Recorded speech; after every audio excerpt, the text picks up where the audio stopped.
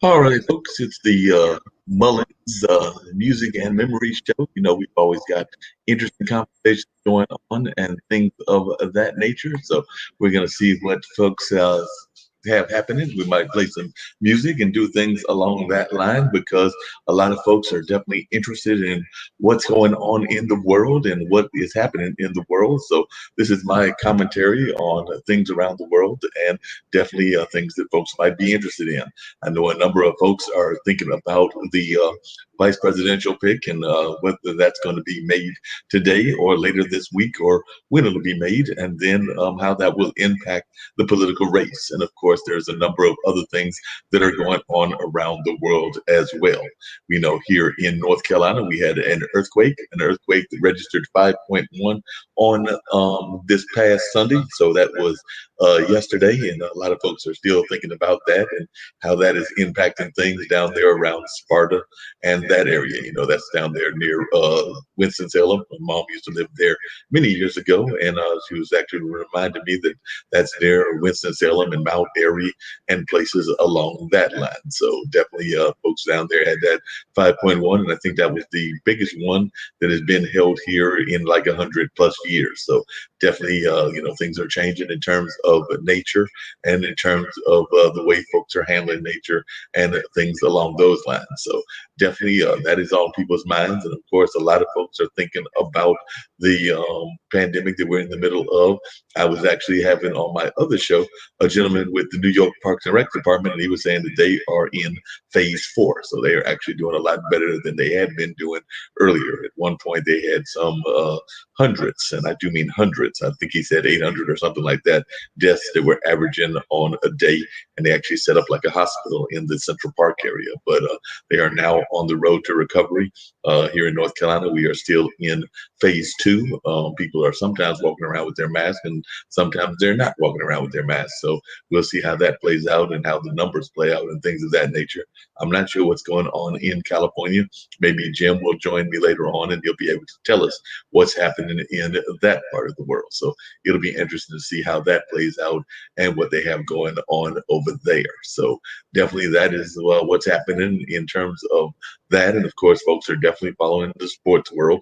I know that I've been following the Clippers. Was a little upset that they lost to the Brooklyn Nets yesterday because I was hoping they were going to take that win and even further solidify that number 2 seed. We know the Lakers have got that number 1 seed, but I was hoping that they were going to solidify that number 2 seed. But they've got to win at least one of the 2 games that they've got coming up in order to get that number 2 seed, which is the one that I'm hoping that they get, and not a number 3 seed. But they're down there playing in the bubble down there in Florida, so that's what's going on down there, and we're going to see how that plays out in the sense of what goes on with that and how they make that happen. Because definitely it looks like basketball is going well. I mean, they do have those virtual fans, so sometimes you might be sitting there in your living room or something like that watching a game, and then they'll project you up on the screen, and folks get to see you over there having a cup of coffee or some drink of the more spirited kind, or just up there, just maybe even a soda or something like that. So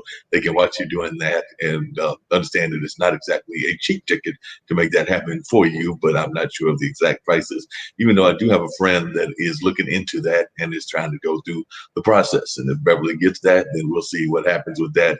And maybe she'll be able to tell us more about what that is all like and how that process works. So I am curious to see how that plays out and to see if they actually get it going on or not. So that'll be very interesting to see how that all plays out. And of course, it's definitely been some hot weather here in North Carolina as well as in other parts of the globe. So definitely we're in the middle of summer. There is no doubt about that. And I know I just went outside earlier around lunchtime to grab a bite to eat. And while I was out there, I was definitely feeling the heat wave. So definitely there's some heat waves here in North Carolina, and I'm sure there may be in other parts of the world, like where you are, or in other parts of the globe. So it'll be interesting to see how that all plays out as well in terms of the heat. And of course, there's a number of other things that are going on in the world. So we know that there are quite a few things that are happening and a lot that people are talking about and that folks are interested in. As a matter of fact, I'm going to see about pulling up some of the interesting things that are going on in the world, and who knows, maybe even get some music going as well. Because in addition to being a commentator and things of that nature, I do love my music. Of course, many folks know that I am a blues fan, but that does not mean I am solely a blues fan. I love all kinds of music, everything from R&B to country to some soft rock and roll to even some bluegrass and some polka and some other music along those lines. So it'll be interesting to see, what kind of music I decide to give y'all on this particular day, and what the music is talking about, and how folks are feeling about the music that I provide. Because I do call it Mulllings Music and Memories for a reason. Because I do want to provide you with some music every once in a while and give you some good sounds and things of that nature. So we'll be trying to keep some good vibes, some good music going. Matter of fact, if Pierce decides to join me, we might even have some music from the great Pierce Freelon. So we'll find out how that happens, or whether it happens or it does not happen. But we're going to find out in a little bit what they've got to say about that. Looks like there are still folks going on in terms of the news, in terms of things happening here in North Carolina. As a matter of fact, I'm looking at it right here at Herald. The national are that 2,001,900 have been tested in North Carolina. There are 136,844 confirmed cases and 2,172 deaths. That's here in North Carolina. On the national scene, it is 61,792,571 that have been tested. 5,075, I'm sorry, 5,071,179 confirmed, and 163,252 deaths. That is nationally. So that is a whole lot of folks. And I know some people here on our network have speculated that we might reach 200 or 300 in the not too distant future. I, for one, am hoping that that is not the case, and that the numbers do not go up that high. But we'll find out whether that happens or it does not happen. But that is of concern to a number of people.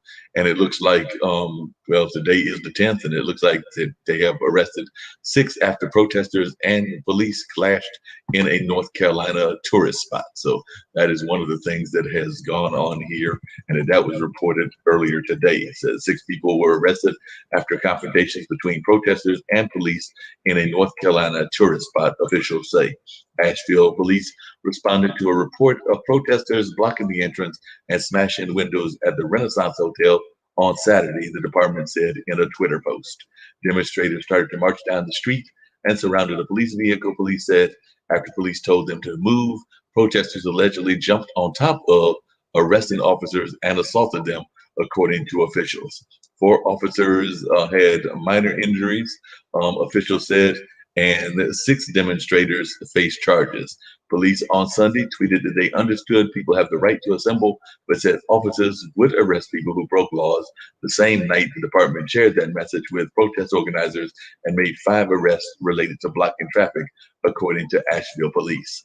The reported incidences came after actions of Asheville police sparked controversy back in June. So that is one of the stories that folks have been reporting on that was earlier today. So there have been some arrests related to the protest and things along those lines. So that is a story that I just saw that was appearing in the Herald Sun earlier today. And as far as folks wondering about that earthquake, well, it says that a huge crack appeared in the hills after a 5.1 earthquake in North Carolina. And folks are asking, what does that mean? So let's see what they are saying that actually means and things of that nature. So it says, Travis Simpson Hunt describes a scene out of a disaster movie when he recalls birds suddenly taking flight seconds before a 5.1 earthquake rocked Sparta, North Carolina on Sunday. It was like a train going through the cabin, he posted on his Facebook. But more disturbing is what his family saw outside of town that morning when they went to check out damage reports. Cars were suspiciously parked along the side of the road in the middle of nowhere, as Simpson Hunt pulled over and noticed everyone's attention was focused on a hillside. So there, past a barbed wire fence, was a big crack, the kind of long, gaping crevice that brings to mind tales of earthquakes opening up the earth and swallowing things. There was a big one crack and a small one below it, and then a lot of cracks the width of my foot going across the road. Simpson Hunt told the folks at McClatchy it was not far outside of town. It was the last thing he needed to see to convince him the family's vacation was over. They packed up after only one day in town and headed back to Pennsylvania. So hopefully Tim Zone will be coming and joining me, and he can talk about what's going on in his neck of the woods. I'm sure that it does not involve things that are causing all of that kind of controversies and getting people to head out of town. So says gapping cracks forming in quakes and swallowing things up are among the biggest myths associated with earthquakes, according to reports by the University of San Diego.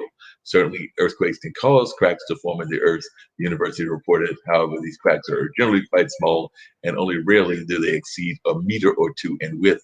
And certainly, these cracks don't again close up and swallow somebody whole. The U.S. Geological Survey says the 5.1 earthquake originated at a depth of 2.3 miles and was the strongest of at least 7 quakes that rattled the area over 24 hours. Withers says the damage was more widespread in the community than expected because it was a relatively shallow quake. And I've actually been in the middle of a quake one time. I think that was when I was working at Measurement, and there was a quake going on at that time as well. So definitely can understand that and things along those lines.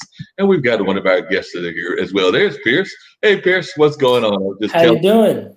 happening in the world and things of that nature. So I was glad that you were able to join me, and definitely glad to see you here and have this conversation. And I might even pull up your video that's a salute to your dad. So I started this group. There's a group of folks that have started this thing called IBM.TV. It's kind of like I consider it almost Netflix meets TV network. So it's Kim Calhoun and Nick Palveda, but they have created basically a network that is got folks all over the globe. So we've got producers and shows out of like South Africa and out of India and out of a number of places. My buddy Zach is doing 2 funk shows, so we're trying to do a lot of innovative things, which means that, of course, everybody in North Carolina and everybody in Durham knows who Pierce Freelon is, but we've got folks that are watching from around the globe that have no idea who Pierce is. But I know you as this master musician and a master educator. So if you would just talk to people about who Pierce Freelon is, and then we'll go from there.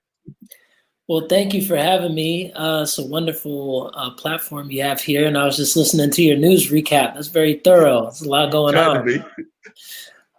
Yeah, I mean, hey everybody, my name is Pierce. I'm a musician, I'm a professor, I'm a father, a husband, I'm a black man. I don't know, can they see me or just hear me? Yes, yeah, they can see you. Oh, they can see me? Okay, so you already knew the black part. Look at these dreadlocks. So yeah, I'm a creative, and I'm also very deeply involved in my community. So that's who I am. That's what I'm about, and it's an honor to be here. Well, I definitely appreciate you being here and things of that nature. You have been a creative for, I want to say you probably started doing creative stuff when you were almost like 5 or 6 years old. I don't know what time you started doing things, but I know I'm in my late 50s, and as long as I've been involved in creative worlds, it seems like you've been there in the midst as well. So at what point in your life did Pierce start performing? Yeah, I mean, look where I came up. Durham is an incredibly creative city. You know, I'm just thinking about Baba Chuck Davis. For those of y'all who don't know, he was a giant in the dance world and started the African American dance ensemble here in Durham. In fact, I just dropped a music video with one of his mentees, a woman named Toya Chinflu, who was a part of the African American dance ensemble. She was my my African dance teacher in 7th grade at Durham School of the Arts. And I just hired her to choreograph a music video for me for a song called My Body. I just released a children's music album called My Body, and it's a song about consent and kind of having and finding the power in your body. So anyway, that relationship was created really in the community centers and in the elementary schools that I was nurtured in right here in Durham, North Carolina at EK Poe and Durham School of the Arts. Growing up, we have legends like Pauli Murray. I hope you got your Google ready. I As got my for Google. get your Google out, audience. Pauli Murray was a poet, an Episcopal priest, a lawyer, one of the authors of Brown versus Board of Education, the landmark legislation that went on to desegregate schools. Thurgood Marshall, who the first Black Supreme Court justice who is credited for Brown versus Board of Education, he was actually looking up Pauli Murray's notes. And guess what? Pauli Murray was from Durham, and she was an incredibly prolific and diversely talented, social activist, creative, and civil rights advocate. So, I'm thinking about, what's my man's name? The painter, went to Central, played football. Ernie Barnes. Ernie Barnes. Y'all ever seen Good Times? The Sugar Shack was the name of his famous painting that appears before the television show Good Times. Or if you're a hip hop head, well, let me start with Marvin Gaye. It was the cover of Marvin Gaye's album I Want You, but it also became the inspiration for a cover by a hip hop group that is now based here in North Carolina called Camp Lo. They had an album in the 90s called Uptown Saturday Night. And that scene in the Sugar Shack, it was based on a dance party in Durham at the Armory. So, of course, Ernie Barnes was a professional football player, went to a historically Black college here in Durham, and got injured and then started painting for a living. How many people can make that transition from playing football to being a master painter? But I think, those are just three folks that speak to the level of not just eminently talented in their disciplines, with Baba Chuck being dance, Pauli Murray being, poetry and in law, Right. and Ernie Barnes in football / painting, but genre bending, people that do different stuff. Sometimes people ask me like, oh, how do I describe you? How should I introduce you? Should I say professor, musician? Should I say, political candidate? I ran for mayor, so people want to throw that in there. How do I director? I'm like, say all of it, because where I come from, it's not uncommon to have a hyphen between the things that you're into. Right. And I think we all as individuals have those kind of multitudes, but you're encouraged to have a LinkedIn profile which has a thing. This is your thing. You're the architect, you're the artist, you're the singer, you're the accountant. But none of us are that one-dimensional. I think we are all that abundant. I've just been blessed to be able to explore that abundance professionally, and to be able to come from a community where that's normal. What I mean? You're supposed to be doing the most. So that's because a lot of folks, even when you say that, a lot of folks do try to like put your mom, who is the world famous jazz singer, Nina, is to just being a jazz singer, or right. Your dad, the late great Phil Freelon, as being just an architect. But I, as being a person that considered them to be a friend of mine, as well as I know they were friends of both my dad and mom, who are still living, that I consider them to be more than that. I mean, yes, he was definitely known for creating that great monument to African American history that exists in DC, but he did so much more than just architecture. And the same with your mom. She may be a great jazz singer, but she's much more than that. She's just talented on so many. Listen, Mr. Lee, you've been to my parents' house for their annual New Year's party, haven't you? Yes, I have. That Phil Freelon, the DJ, there's a monument to Black history right there. It was him on the ones and twos, going from James Brown to Earth, Wind and Fire, stopping for a little bit of Frankie Beverly and Maze. There's your monument to Durham's Black history. They used to throw this epic New Year's party every winter, and a lot of folks would come out and cut a rug on their dance floor, And when I think about my dad and my favorite memories of him, certainly walking around, uh, walking around building sites with a hard hat on is part of that. Yeah. But so was listening to him DJ. So was going fishing with him, playing chess. There are so many aspects to his personality. He was a basketball player, and so I embrace that. Don't call him an architect. He was a lot of things, and we all are. And Yeah. so I would encourage everyone out there who's listening to embrace your multitudes and wear them on your sleeve and share them, because when you take that joy and you share it and spread it, it makes the world a better place.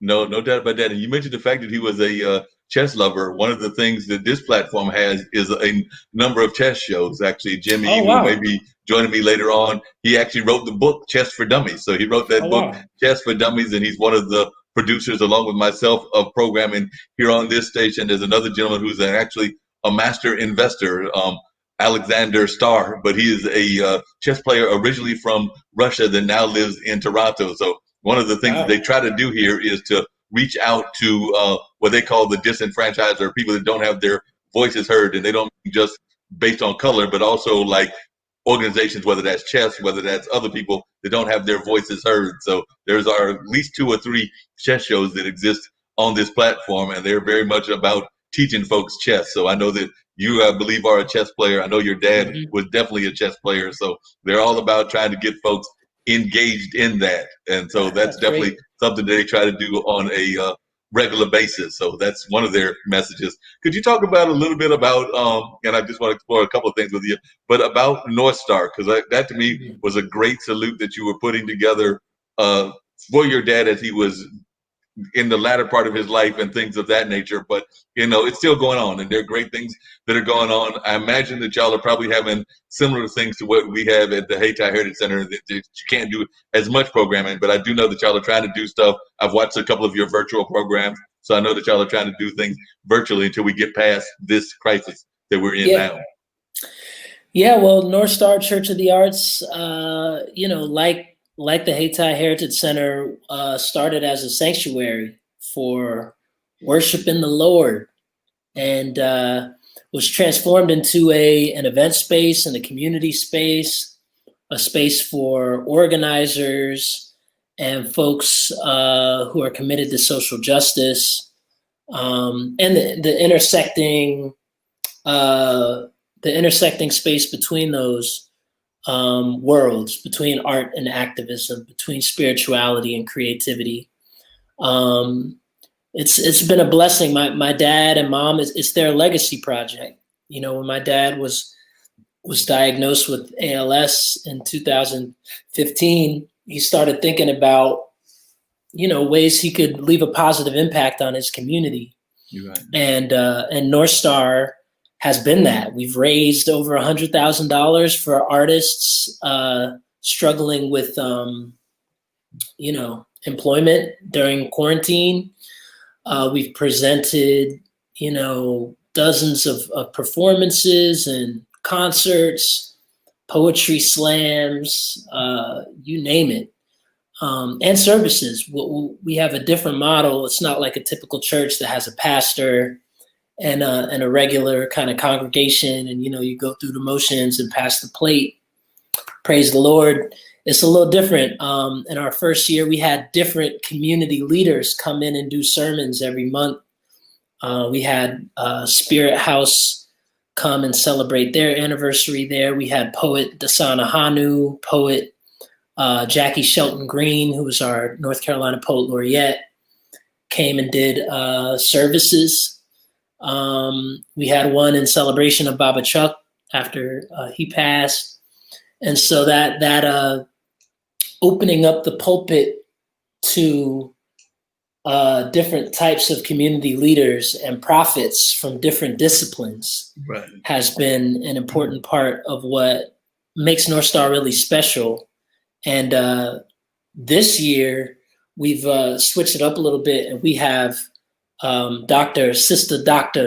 Alexis Pauline Gums and her partner Sangodare, they co-pastor and have been doing monthly digital services in partnership with North Star. So it's been a pleasure to work with these two radical Black feminists on presenting a uh, a service that's really rooted in Black women and Black feminism. And so, you should check it out. That they'll pull out Sister Outsider and reading from the book of our Lord, Audre Lorde. Reading from the book of Bell Hooks, reading from the book of all these wonderful womanists and feminists who have are sometimes silenced or excluded from traditional religious spaces because they're queer, because they're women. And so I think that is a really dope contribution to Durham that is very much, again, aligned with the work of our ancestors, like Polly Murray, like Baba Chuck, who were inclusive of folk regardless of their background, but definitely centering Black voices, people of color, and Indigenous voices, and women, and providing a platform for their art and for their voice to be amplified. And that's shouts to my parents. I'm shout out to Heather Cook, who is our executive director, and my mom and I are on the board.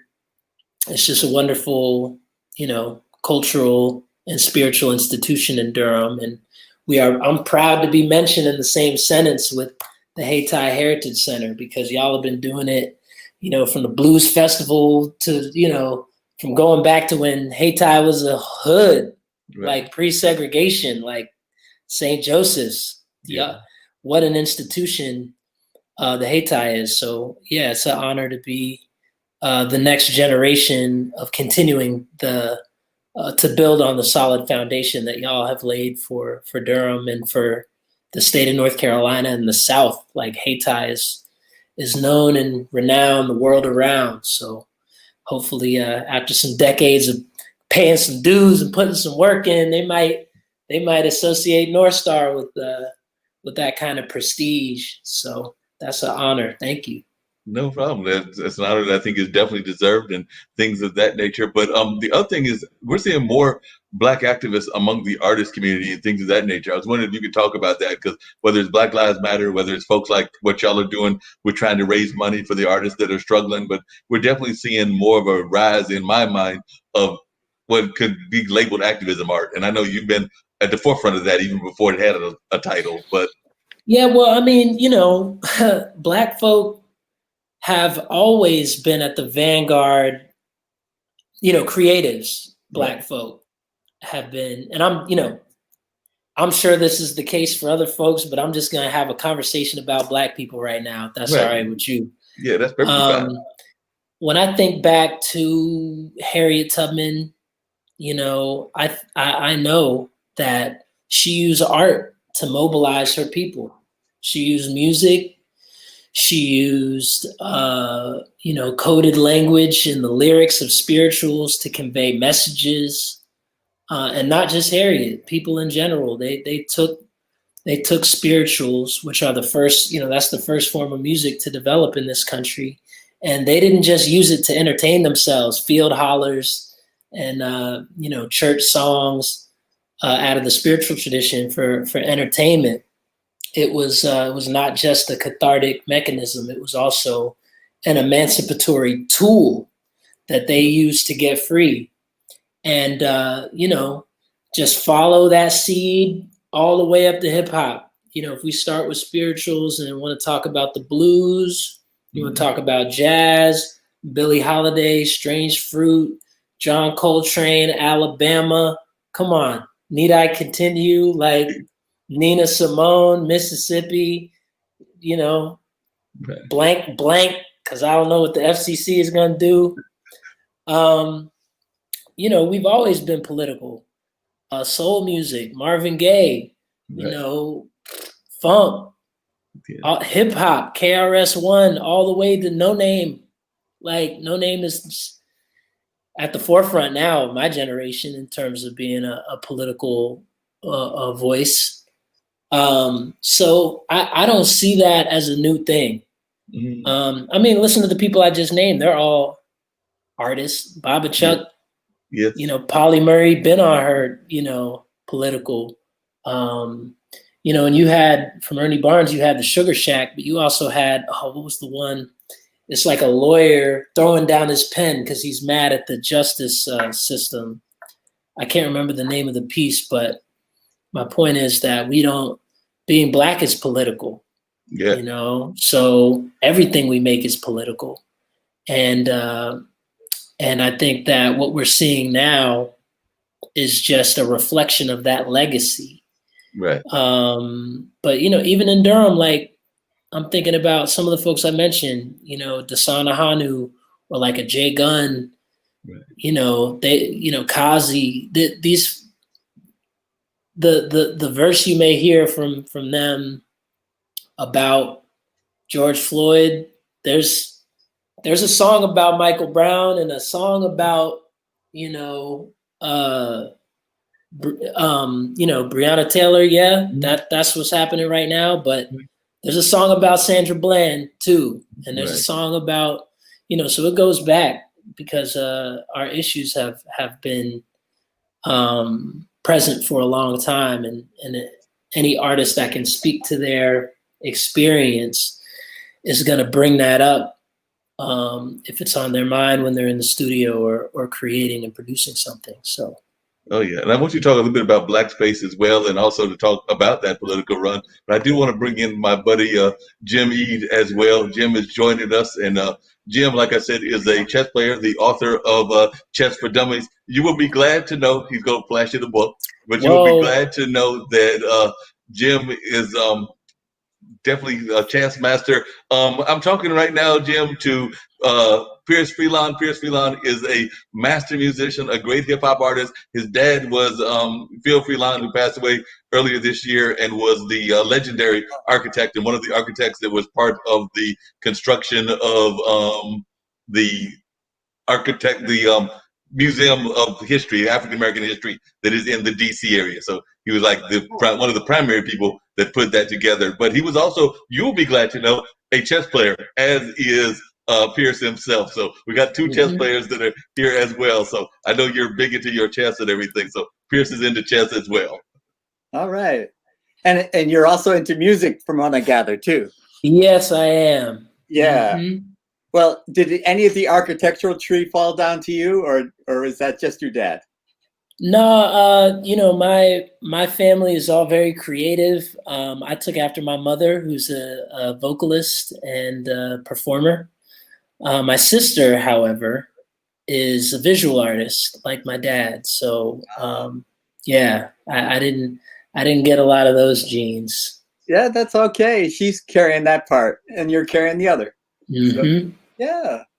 Then both of them are carrying all the music. But tell the audience and everybody in Jim as well about Black Space and how that came about. And I know there was like the commercial version of the musician that ran for a political office. Well, Pierce actually did it in real life. It wasn't a movie version. It was him actually doing it and having that whole political campaign. So I want you to talk about a little bit about both of those. But if you start off with a little bit about your creation of Black Space and how that came about, because y'all are doing some great work in the community as well. Thank you. Yeah, well, Black Space is a digital maker space. We provide what we call workshops for kids. They're basically, programs where they can learn about music production or poetry. We've done workshops in coding, puppetry. We have a 3D printer. In fact, here's a fun chess story. So we did a 3D printing workshop. I think it was 2 summers ago, where we took buildings that my dad designed and made 3D printed chess pieces out of the various buildings in his repertoire. That's very clever. Very good. Yeah, it was fun. We worked with some folks at his company, Perkins Will, And yeah, the Smithsonian building that you're referring to, I believe, was the Queen, and the Museum of the Afro Diaspora was the most King, powerful piece. the most powerful piece. Yeah, and we had a couple Durham projects on there. One was I think the Durham Transit Station may have been a Rook or a Bishop. That was one of my dad's favorite buildings. And we had the Durham Bulls Athletic Park was among those two. As I think, oh yeah, Durham Bulls was the because we made it like a bull. That was the night. The next. Yeah, so that was fun. But yeah, we offer free programs to teens in Durham, and yeah, that's Black Space. That's awesome. I'm really proud of Doing you. some amazing work there. And would you Thank just you. talk to folks there? Because, like I said, we have a global audience. Jim is actually beaming in from California. But for Ooh. those that are around the world and everything, talk a little bit about what made you decide to run for political office. Do you still have any of those ambitions? Because you run now twice. So are you still interested in having that happen again? Because, like I said, I know you ran for mayor and you also ran for city council. Or your state senate was the State senate, right, yeah. Right. Yeah, so yes is the answer. I am committed to my community, and I'm a product of Durham, as we've already talked about, and care deeply about the future of the city, and believe that we need more young leaders, more millennial leaders, more Black leaders from my generation stepping up to take the mantle from to grab that baton from the civil rights generation. We just mourn the passing of the great John Lewis. Yes. And a lot of folks his age are still, as he was when he passed, are still in office, are still running, and we don't want them to run. We want them to enjoy retirement and let some fresh legs come in and take the lessons that they've taught us and the failures and successes and to keep moving forward. So, and I say that with so much respect and admiration for not just what your generation went through, but that the strides you've made and the opportunities you've created for the Gen Zers and for me, the millennials. Well, Pierce, you're talking to a couple of graybeards here. Our first instinct would be to say, are you old enough to run for these offices? Oh, yeah. I'm 36 now. Whoa, so you're kidding me. Yeah. You must be using some sort of facial cream. That's all I can say. That's funny. Yeah, no, it's there aren't any millennials in political office in Durham, city council wise. When I was running for mayor in 2017, it was wild. We had a median age in our city council was like 60, 63, 64 years old. And that's the median age. Our mayor was in his 80s. Our mayor pro tem was up there. And, nobody my age had ever run in the city before. So, so we ran hard. We ran a great, creative, powerful, influential campaign, but, we didn't win, and I'm not done. So we're gonna keep our finger on the pulse of things. Well, Pierce, from my perspective, what happened in the older generations was times didn't change as quickly as they're changing now. And so people had their careers and they retired to public office when they sort of didn't have to make money anymore.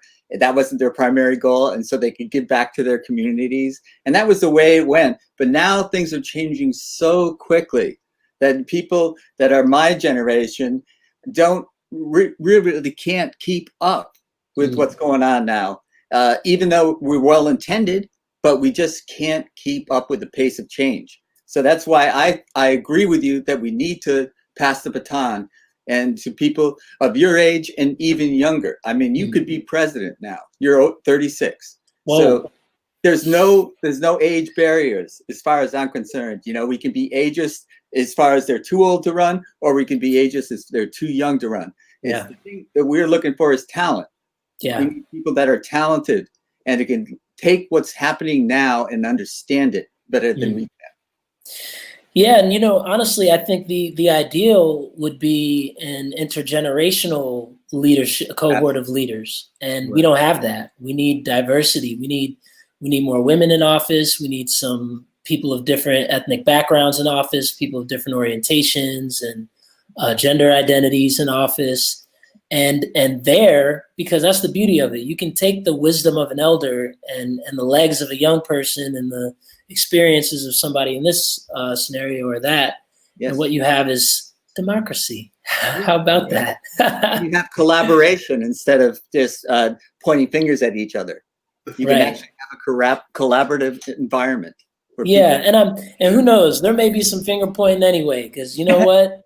People got some privileges they got to deal with, and they got some biases, some implicit biases that they haven't figured out how to navigate from a true equity standpoint. So I think that part of it is natural too. There's going to be some friction because we're coming from different worlds. But one thing that's clear is that the world where white men of a certain religion, sexual orientation, and class running things ain't been working out too well for most people. So we need to widen and deepen who has a seat at the table, so that so that more people can participate and benefit from these public institutions, which are supposed to lift us all up, not just privilege one portion of the population. So yeah, I appreciate. What do you think kept you from winning? Was there any one thing that you could point to? Well, Durham is interesting.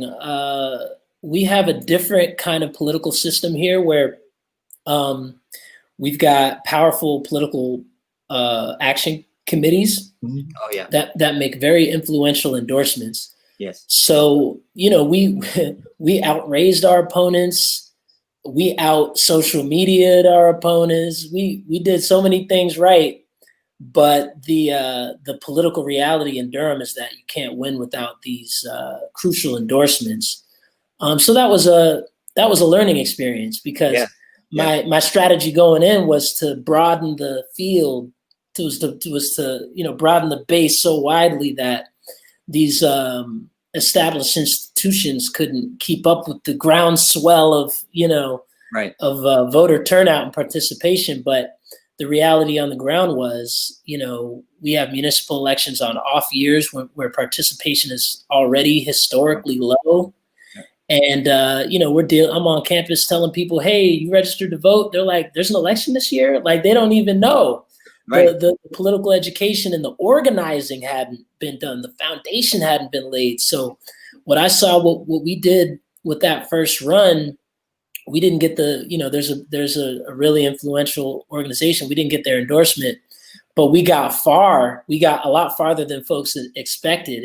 And I think we earned a lot of respect in the political community. Then the very next year, the very next time there was an odd year city council race, there was another young black man, a guy named Jay Gunn, who ran and also didn't have that endorsement. He was 35 years old, young black man, hip hop artist like me, and he ran and got very close, within 400 votes of breaking through, without the support of these powerhouse institutions.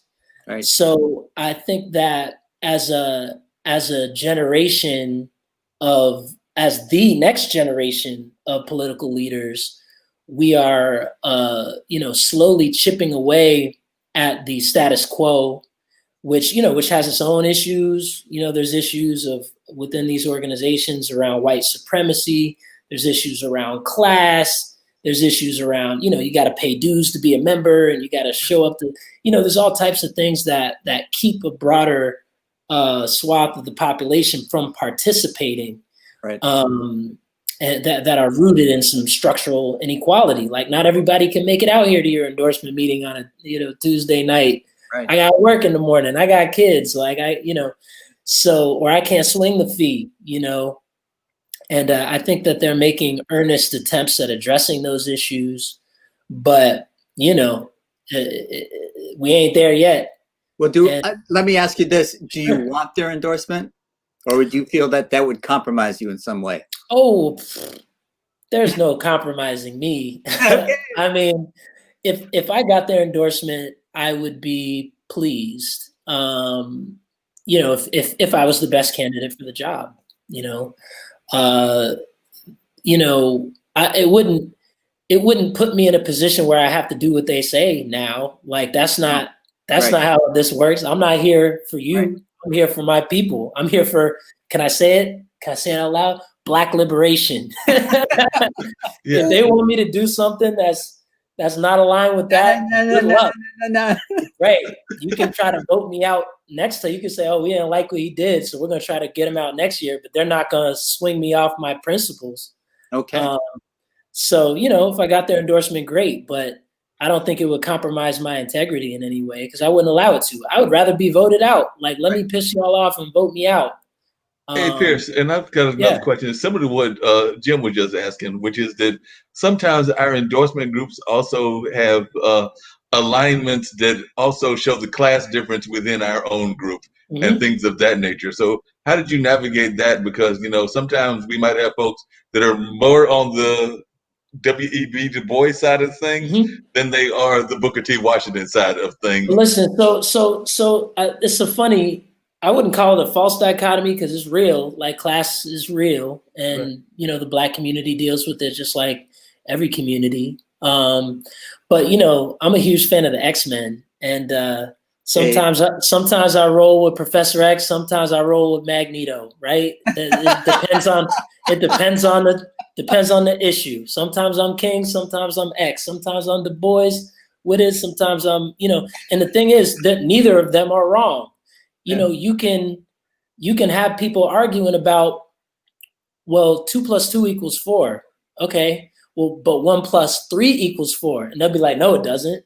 How can those two things coexist? It's like, they're not mutually exclusive. I am so proud of Durham's history in capitalism as Black Wall Street.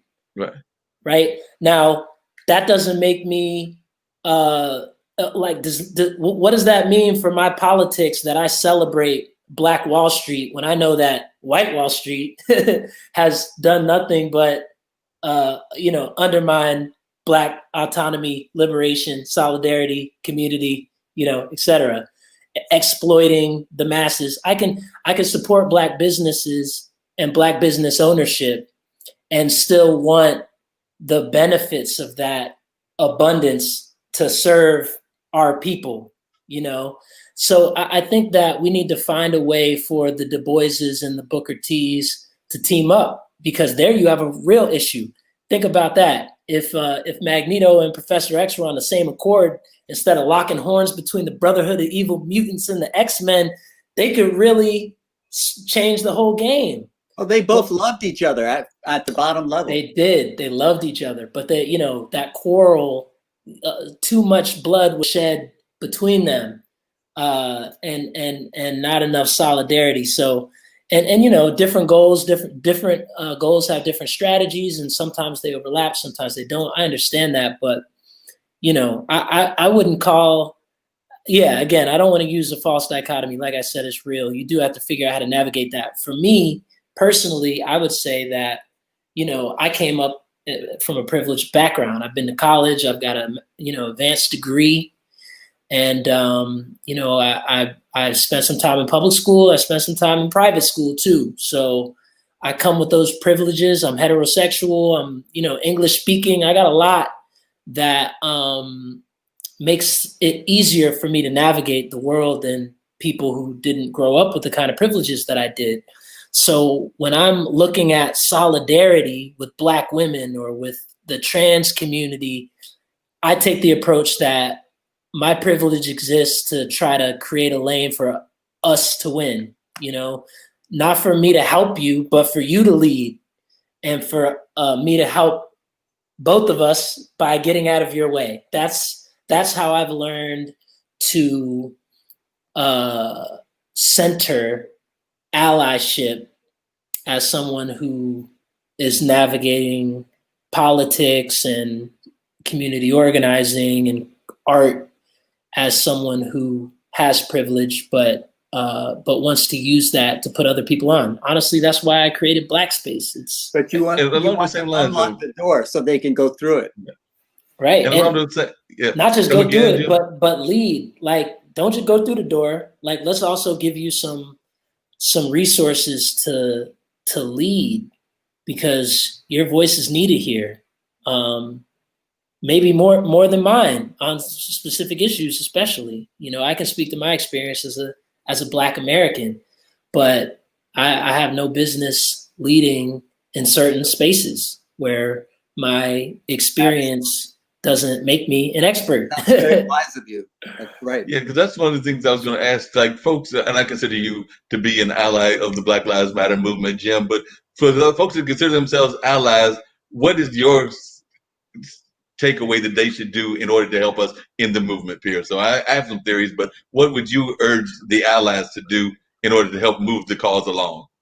Well, it's just what I explained there that I've done as an ally to radical Black feminists or to the trans community. I get out of the way and try to do what I can to leverage the privilege and resource at my disposal by no, because sometimes people get bogged up in like, oh, I didn't create racism, so therefore I can't uncreate it.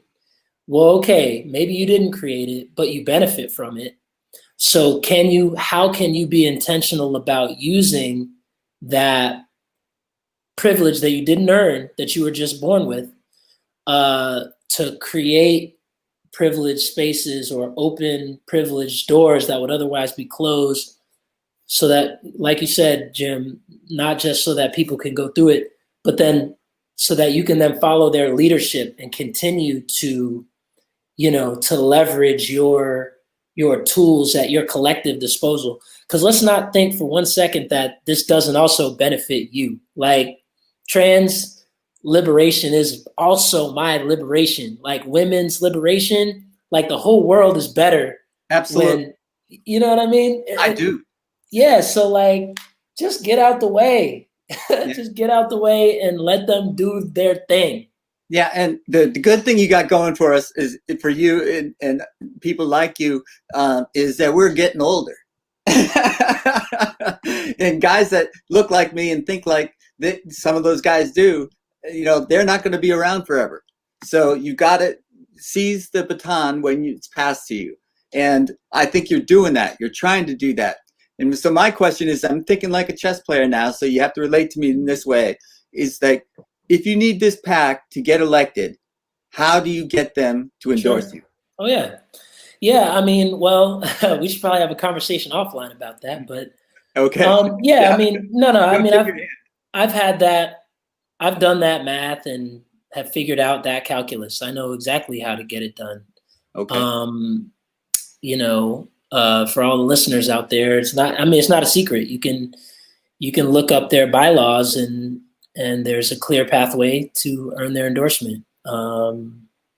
Unfortunately, it's not always about ideas. It's not always about being the strongest candidate. It's not always about, things that it should be about. And that's unfortunate. But, like you said, it's chess, not checkers, as they say. Yeah. And, you can be as righteous as you want on the sidelines, or you can be strategic and try to maneuver and position yourself in a position to win, understanding the structures and the systems that exist. So like you learned from your last try. You learned. Yeah, I've learned. Do a job next time. I've learned. Mm-hmm. Yeah, I've learned, and like going back to Magneto and Professor X, if you'll indulge me on the I love it. Yeah. Marvel tip for a bit. It's also like the equation I gave you before: 2 + 2 = 4, 1 + 3 also equals 4. So there's another strategy that Jay Gunn, I think, was really instrumental in showing the validity of it. I think when I ran, and I think I got like close to 15% of the vote with no endorsements at all, which was, phenomenal, if I must say so myself, and was earned through grassroots door knocking, organizing, fundraising. We were doing the work, and so that put a crack in the armor, I think, of the status quo, and Jay Gunn delivered another convincing blow to that status quo by getting within 400 votes of victory, with his team. So, the multiple ways to show up, and I think that we have a unique opportunity to shift the culture in Durham, and I think it'll be on the backs of the movement for Black lives and Black organizing nationally and locally. And so I feel very confident. I mean, plus you mentioned Jim too, not to be ageist, but folks are aging out. Like, I'm not going anywhere. I live in Durham. I was born here. Yeah. I will retire and die here. My kids are in school here. I'm gonna be around. Just in case anybody's watching, I'm not going anywhere. I had to get real close to that. I'm not going anywhere. So eventually we'll get through when we get through. And I believe in divine timing. The fact that I didn't win has created opportunities for other projects. I just put out a children's music album this summer, and it slaps. That's some new slang for y'all. All right. Okay.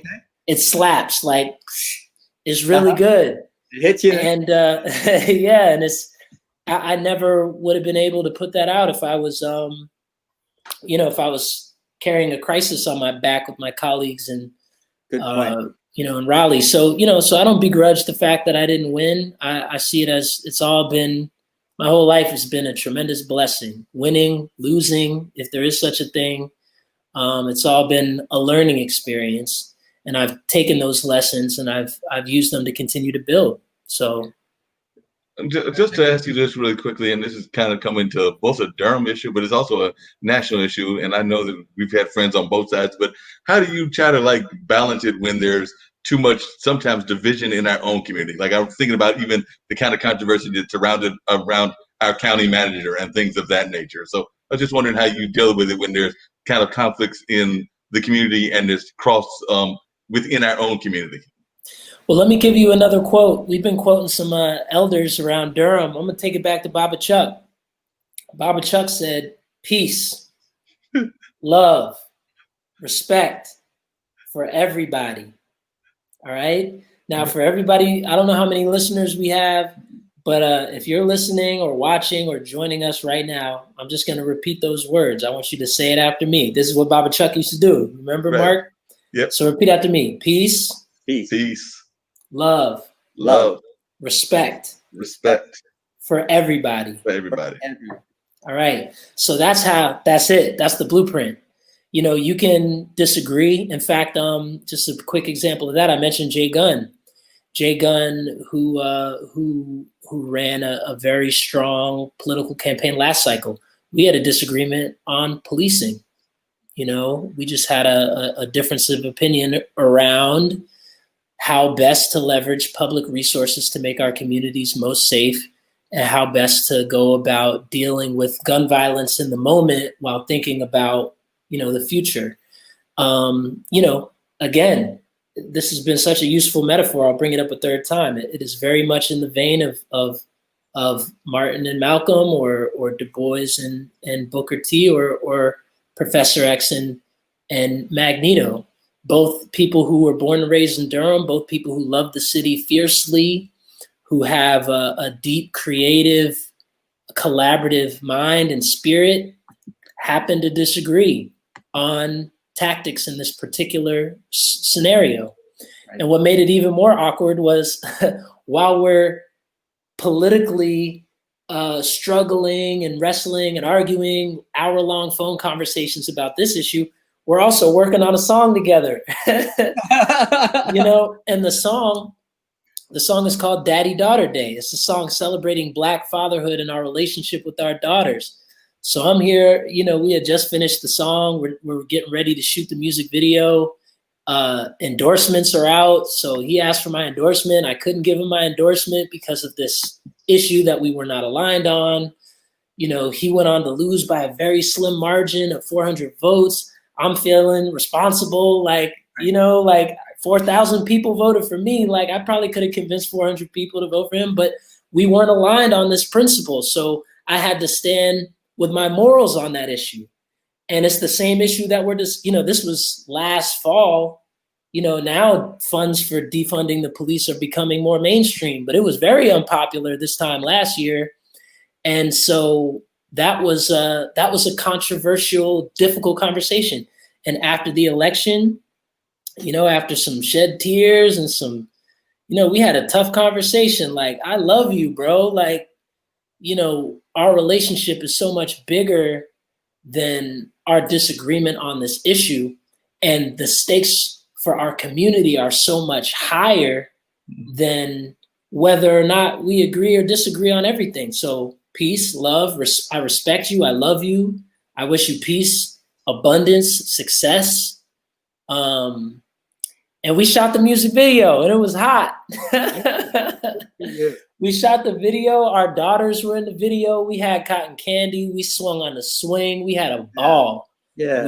And we put the video out maybe 6 months after we had a very public disagreement. I mean, the disagreement was public also because people expected us to be aligned because we're both Black, because we're both young, and because we're both involved in politics. That made us unicorns, right, in a lot of ways. Sure. And especially in Durham, where there aren't as many people our age coming to office, and they were just like, oh, not only are they best friends, but they must agree on everything. And that's just not the case. Right. But I think Gunn is a man of high moral character, of high integrity, of high humility, and we were able to respectfully disagree on this political issue and maintain a friendship and brotherhood that can never be broken. And I think that takes a lot.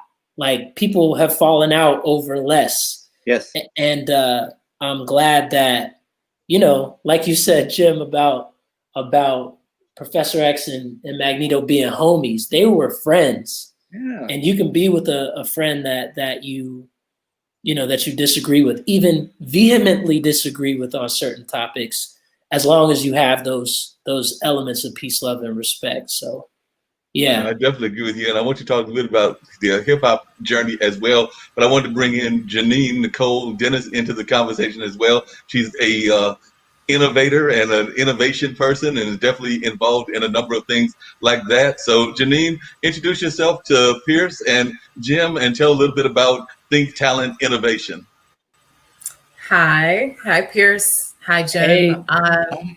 So I'm Janine Dennis. I am the Chief Innovations Officer for Talent Think Innovations, LLC. I'm based in New York. My firm focuses on talent management and workforce planning. I do digital marketing, a lot of DIEB work. That spectrum keeps getting longer and longer. I'm a tech strategist, and most recently brought in a wellness service line. Ooh. So that's a little bit about me.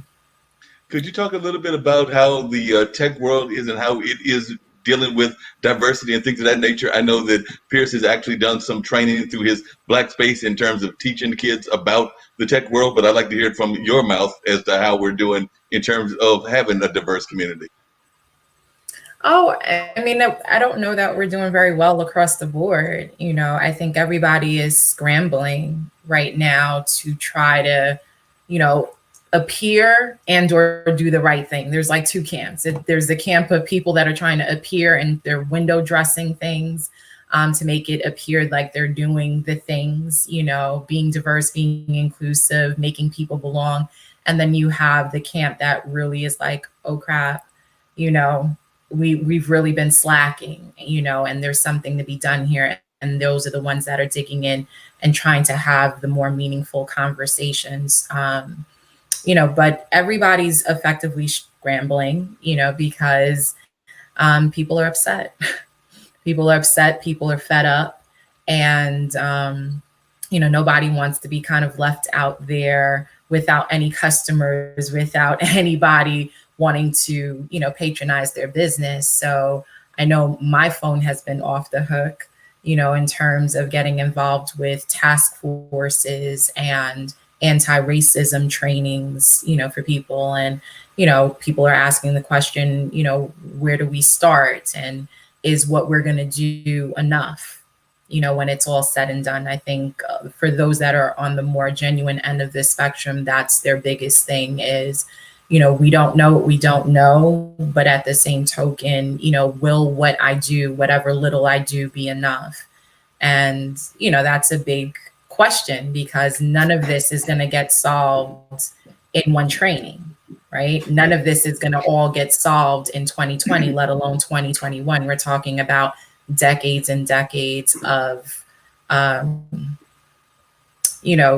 gross neglect, let's just say, and a lot of missteps.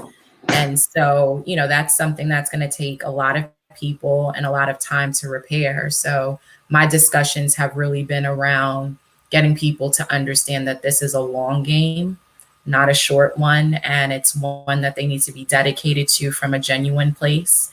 And, I've also been trying to implore people to understand that you may not get it right the first time around, and that's okay. Like, we need to be able to admit where we're getting it wrong. We need to be able to pivot really quickly and say, hey, that wasn't the best way to go about that. And then pivot to the way to do that, and be reaching out to the people that are best suited to do those things, and just admitting where your deficits are. I mean, I think it's just time for honesty. There's been a lot of, cloak and dagger, so to speak. So, those are just some of the conversations I'm having with people. Yeah, that makes a lot of sense. And a lot of those conversations are needed. We know that even in sports, we saw that the Washington team has changed its name, and we've seen other people starting to have those conversations, even around monuments, like monuments that are going down, and universities that are changing names, including names of people that we didn't even know their negative history until we started doing more research. And now folks are starting to ask about questions like about Theodore Roosevelt and Woodrow Wilson and some of the other folks. So they're starting to ask those hard questions. So that's part of the conversations that you're probably having even in the corporate world, Mr. Dean. Yeah, absolutely. I mean, I just got an intake in for, a company that's wanting to talk about, tokenism and, white savior complex. I mean, these are just things that nobody was wanting to touch a year ago, which I was happy to touch because it was altogether true. But, people were effectively asleep. And so now that people are awake and paying attention, they're hearing these terms and these buzzwords thrown out there, and they're like, how do we solve, for all of these things? And it's like, I've had to be honest, a lot of it isn't going to be solved for. I mean, let's be real about it. If somebody's racist, they're just going to be racist. Like, there's no training for me to do that can ever make that person not what they are. We can do some brand awareness around racism, right? In the sense of, this is what it is and this is how it proliferates. So people can recognize it within themselves or in others and check it, and or advocate against it. But I can't solve for racism. It's a virus, I wouldn't even attempt to. So, like, those conversations are difficult for companies that want to be able to check the box and say, we've solved this. Our workplace is exponentially better than anybody else's because we've solved for this thing. And it's like, no, you didn't. At all. Yeah, because I think that's one of the questions that people are asking now, even like with the Washington team and with some other things with the monuments. And Pierce might have some thoughts on this as well, but that often they will come up with a solution and it'll be like the quick fix solution, like the changing of the names. But that doesn't mean that you've actually hired more people to work for the Washington football team. So you've actually got to do that hard work and not just change the name. I mean, I agree, having some native blood in me, that the name change is important, but you've got to have more than just the simple checking of the box. So one item. Right. But it's not even just the representation. Like, a lot of people get stuck on the representation part. I would argue that the inclusion has to come before the diversity, because if I'm ushering people into an ecosystem where they're not able to thrive, right, where there's no upward mobility, where they're just going to be stagnant, what is the point? So, you know, I've had companies that have been like, well, we've got representation in these roles across, you know, all these different segments. And I said, okay, cool. What is your upward mobility? What does the internal mobility look like within the organization? Because if you're getting in a bevy of them and they're just staying at a level, one level, never ever getting up, or if it takes them 10 years to get someplace, you know, versus their white counterparts or any other getting ahead of them, what is the point? If there's pay inequity, what is the point? You know, so companies have to get to a point where they're creating ecosystems where everybody can thrive. Then we can start talking about getting the representation in. But if you're focused on just getting quotas in of different kinds of people, and, you know, the soil is tainted, so to speak, we can't grow. We can't do anything there. Yeah, because me and Pierce are both here from the Durham area. Jim's over there in California. But here in Durham, we've got a number of these companies that are in what we call the RTP area. But one of the things that I've noticed, and I'm sure Pierce has noticed the same thing, is that a lot of the people that are working, that are looking like us, that are of our shade, they are working in the cafeteria. They're working in the janitorial fields. They're working in a number of the other fields. And not to knock those jobs. Those jobs are important and things of that nature, but they're not enough, in my mind, development in the more like executive level and things along those lines. Would you agree with me on that, Pierce? I don't want to be making statements and putting words in your mouth.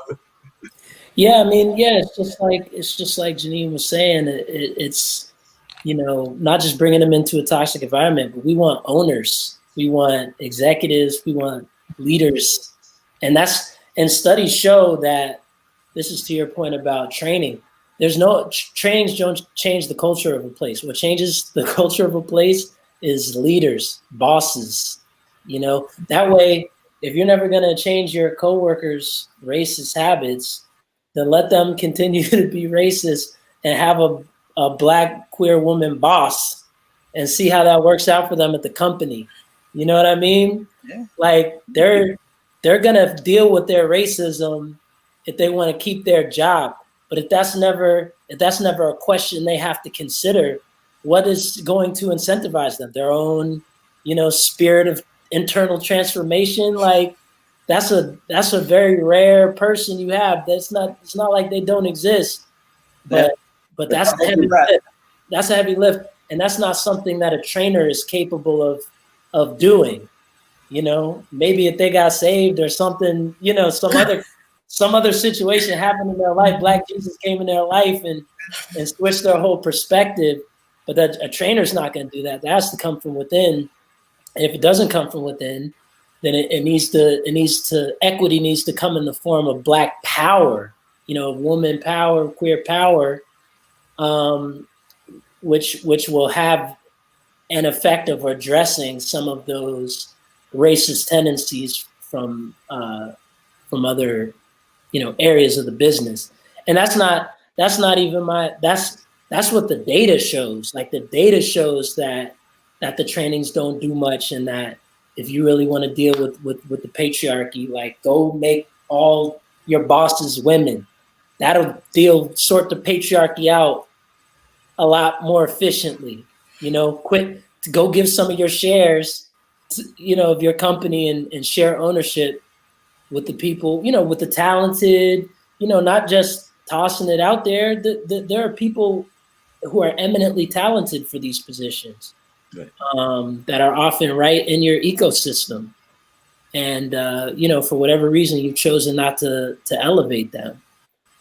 So, you know, yeah. Well, I agree. You're absolutely right. So, Janine, how did you get into this field? How did you start doing this work? Because, like I said, you've been doing it for a while. I met you through Shrian when you appeared on his show. But how did you get involved in this?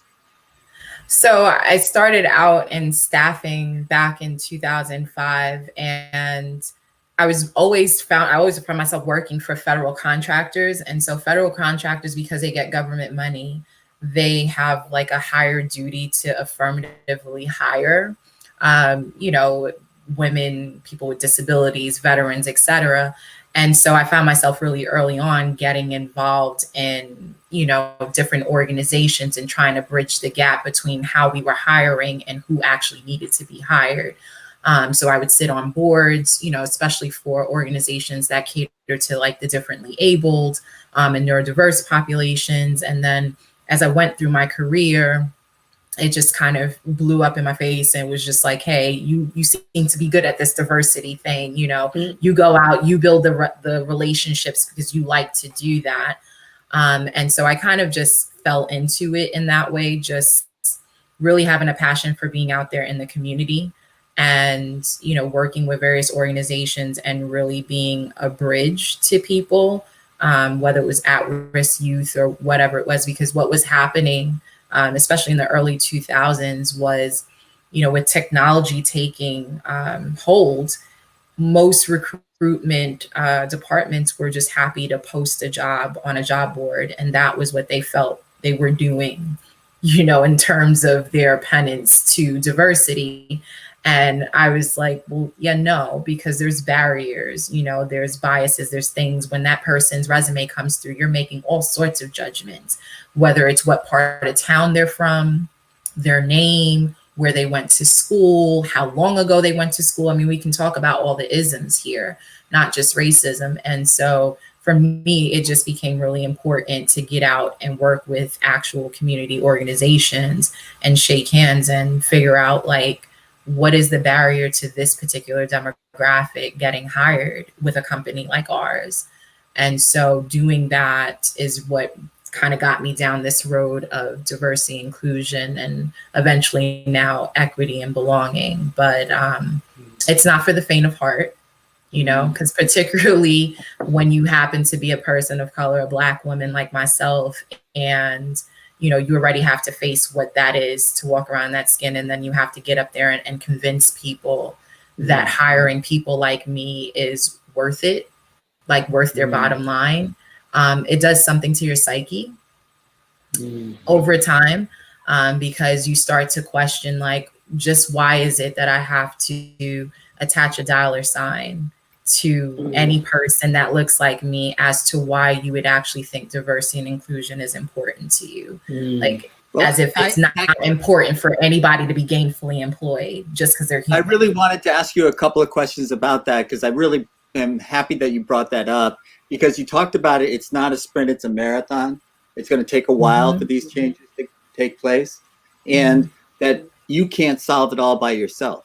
So these things, though, these are psychologically difficult things to deal with, because you're saying, okay, I'm doing this and it's not going to happen right away, and it's going to take, maybe I won't be around when I see it happen and when it happens. And then the other thing is I can't do it all myself, and that's a tough thing for me to admit, and I've had to admit it, but it's psychologically challenging. So how do you hold up with all of those things that could weigh you down, but you don't seem to be letting them weigh you down? I think one of the bigger thing is I have 3 kids. I have an 11-year-old, I have an 8-year-old, and I have a 6-year-old. And, their view of the world is they don't even understand why we're bickering about any of this. Right. They just don't understand it. They think it's stupid.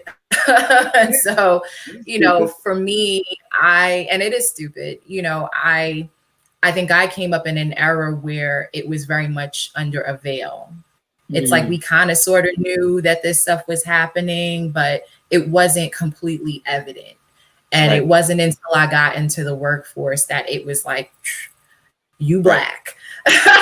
Like no other time had that been the case until I entered it. So, now as a mother, as a parent, I want better for my kids. Yeah. They deserve better, and I've been through enough of my own experiences and watched others of my colleagues go through some stuff that I'm like, I can't stand by it at all, and so whatever little I can do to change the course, I'm happy to do. I run a women's organization now, of professional women of color, and it's just not just Black women, but Latinas, Latinx, Asian, you name it.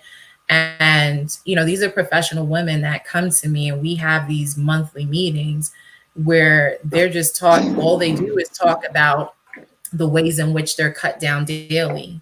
And these are highly qualified women that have not had a voice until COVID and unrest to say what was truly on their heart about how they're treated in the workplace and how they're belittled and how none of their education made a difference really for them, you know, because of the skin they're in. And that to me is infuriating, because, you know, we're told, especially in our community, educate yourself, over educate yourself, you know, sit up straight, speak, you know, the King's English, like all these different use your white voice. Right, you know, right, you know, code switch for all intents and purposes. And yet we're met with these scenarios at work where people don't get held to those same standards. And, you know, that is just not acceptable. And so in a lot of ways, you know, there's just, it's not going to be everybody, not everybody in the Black community or any of the other communities of color feel passionate about being on the front lines, because it's a hard job. But it really is, you know, I don't consider myself on the level of a Martin Luther or Angela Davis or any of these people. They are, they are, you know, ascended masters, you know, if you will. But I can empathize with just how difficult it had to have been in their time to do this work day in and day out, to have to just be in the trenches trying to scream to people, my life is worth something. You know what I'm saying? We appreciate you so much. Yeah, definitely. You're definitely appreciated. And I'm sure that even Pierce has got folks that he trains that are in the computer field and things of that nature. So he might be channeling some people down your way to find some opportunities and things of that nature. And the other thing is, he is also a parent as well. So if you want to, I wanted to share ask that. I was going to ask about how old are your kids? They're 11, 8, and 6. Okay, cool. I've got a 10 and 11-year-old as well. Yeah. And we might need to. We they might need to still talk. love Daddy right now. Wait until they get a few years older. Oh, I bet the turn is coming. I've been working on part of how I've been creating the healing energy and space that I need to traverse this hostile environment has been making music. And so I just released this children's music album. It's called DAD, and it's really a celebration of Black fathers and their daughters. And I was telling everybody earlier about a music video I did with a colleague of mine called Daddy Daughter Day. But there's also a song on there about consent, you know, introducing kids to concepts like consent and words like body autonomy and understanding the power in your own body.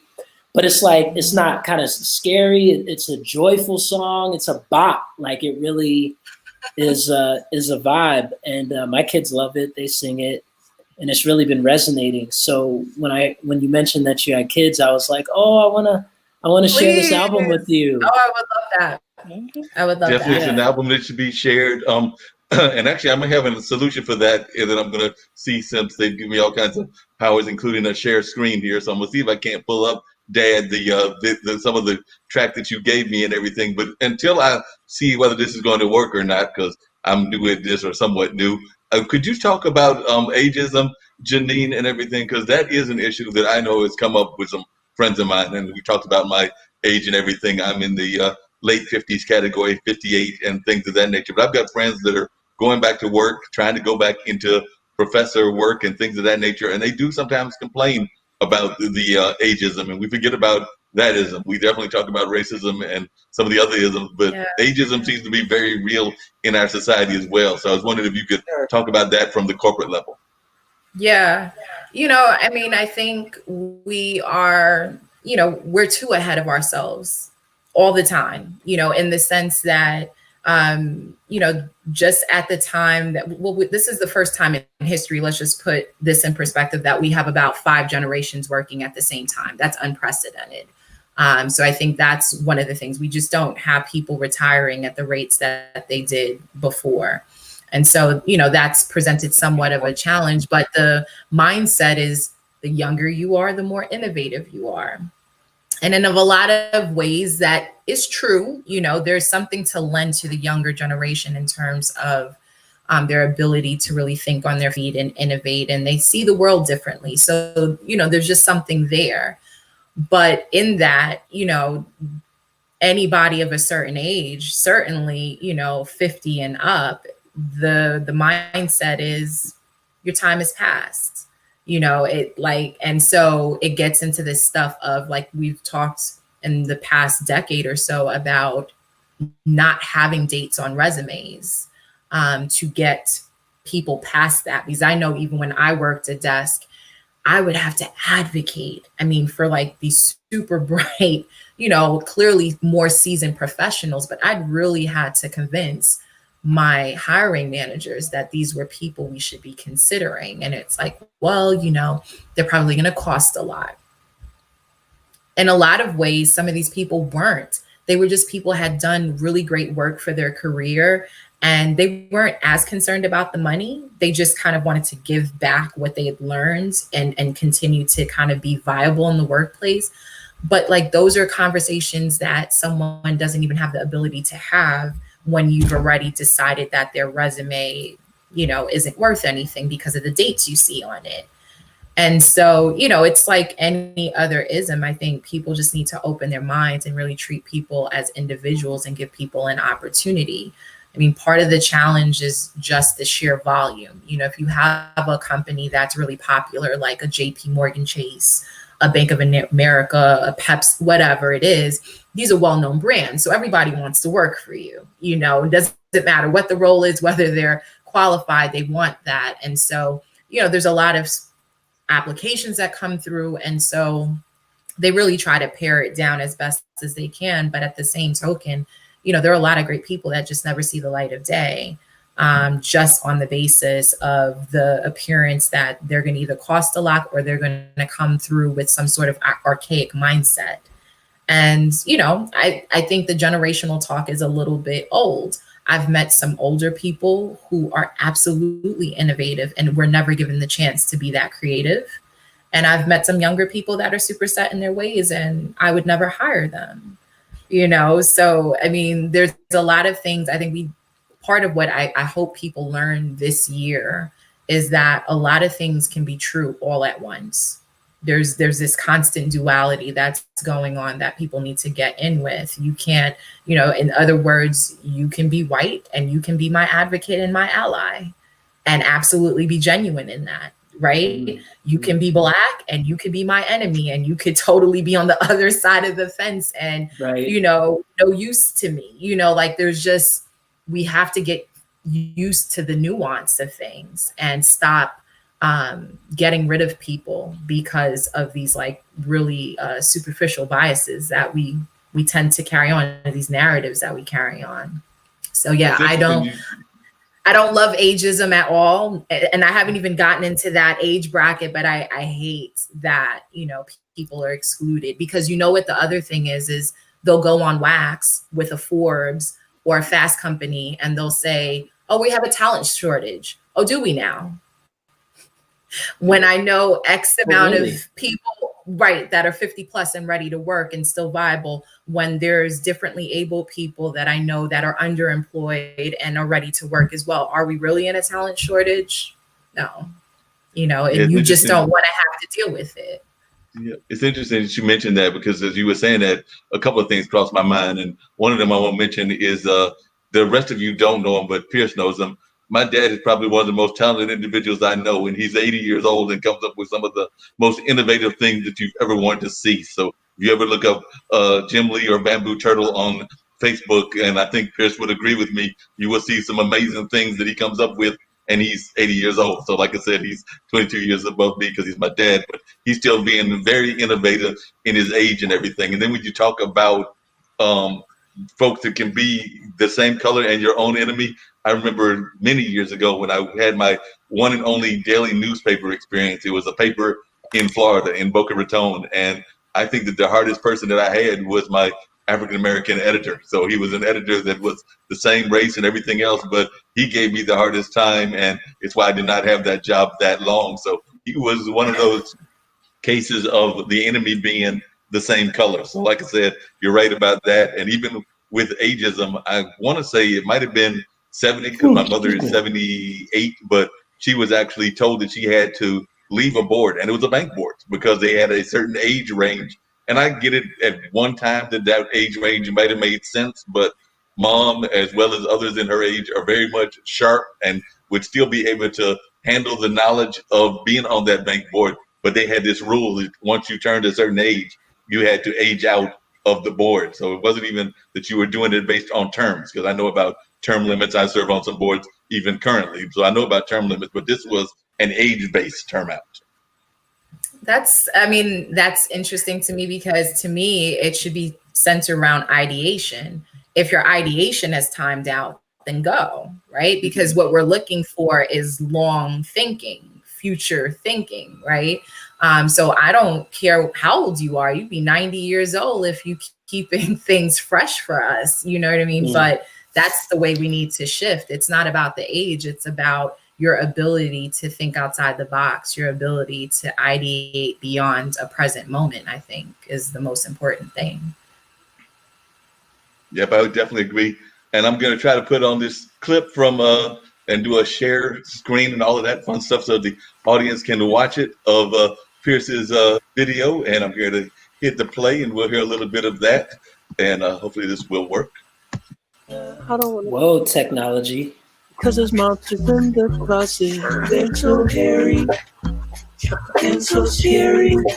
Oh yeah, I don't wanna go to bed without you in my arms. So just tuck me in and promise you won't leave me in the dark. Tuck me in.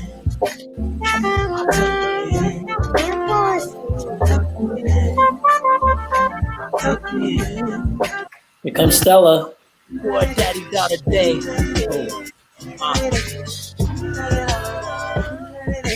Yeah, daddy got a day, girl, what up? Right now, we can go anywhere you wanna. Roller skating ring to the movie, chilling at the house. Maybe later on, we could go get a banana flow. Yeah, cause that's really tasty. We can be lazy, stop and smell the daisies. Do what you want, me and you in the car. Go play in the arcade and shop at the mall. So you can, I can pause you there, Mark. Say what? So you can pause it. All right, cool. And then pause button. I can just stop it. Yeah, I was just gonna say, if you head over to my website, piercefreelon.com, you can see the music videos. The visuals are pretty fun to watch. When paired up with the audio. That was just a stream of the album. But yeah, I appreciate the shout out. And I also actually have to run at 6. So I wanted to, just take a moment to say thank you for having me on the show. And Janine, it was a pleasure. Likewise, you. Let's connect. I would love to connect. Mark, can you, or how can I find you? I can make sure that y'all have the connections. I have both of your emails, so I'll make sure that y'all connect together and do things of that nature. But also, Pierce, for those that are watching the video, could you tell them where they can find you on the World Wide Web, whether that's Twitter, Facebook, Instagram, all your various social media sources? Sure. Well, everything is just my name, Pierce Freelon, no funky spelling. It's Pierce like pierce your ear, Pierce. Last name is Freelon, Freelon. So if you go to piercefreelon.com, that's my website. It'll take you everywhere, but you can also find me on Instagram at Pierce Freelon, Twitter at Pierce Freelon, Facebook at Pierce Freelon. So no underscores, nothing, just my first and last name, all lowercase. And one of the things that we always do on just about all our shows, Jim tries to do it as well. I know Alexandria does as well. Any final thoughts that you've got? And like I said, we'll continue the conversation with Jim and Janine for a while, but any final thoughts you've got, there's things that you want to share, or any kind of words of wisdom that you would like to share with our audience and with folks that are catch it both now as well as in the replay, because it does replay on YouTube, Facebook, Twitter, and I believe Twitch. Okay, cool. Yeah, well, there's nothing like ending an interview with some shameless self-promotion. There you go. I mean, I have a publicist. She's gonna be like, "You ain't mentioned no." So, well, yeah, I would just say, I think that Black fathers are largely absent from the genre of children's music. It is a music that is mostly based in like folk music, and it's a lot of white guys kind of strumming and singing kid songs, and women, white women. And so what I found in kind of breaking into this genre is that a lot of other Black dads are like, yes, finally, like we've been here. There are all these negative stereotypes about Black fathers and this and that, and they're not true. Like the data just has shown that it's not true. Black men are more at home with their kids than any other demographic of father in America. But you never know that looking at the media. So I think that the album is fun. It's a bop. It's a kids album. It's family music. There's songs about cleaning your room up, getting tucked into bed, but also topics like consent, topics like boundaries, giving our kids tools to discuss and think through healthy boundaries. So I hope you check out my kids album DAD, and another project that I'm working on that might be relevant, Janine, for your kids, and I would say for kids probably over 5 or 6 when they're ready to start having deeper conversations around the history of race. I have an animated series called The History of White People in America. It aired on PBS Digital, so you can check it out also on my website.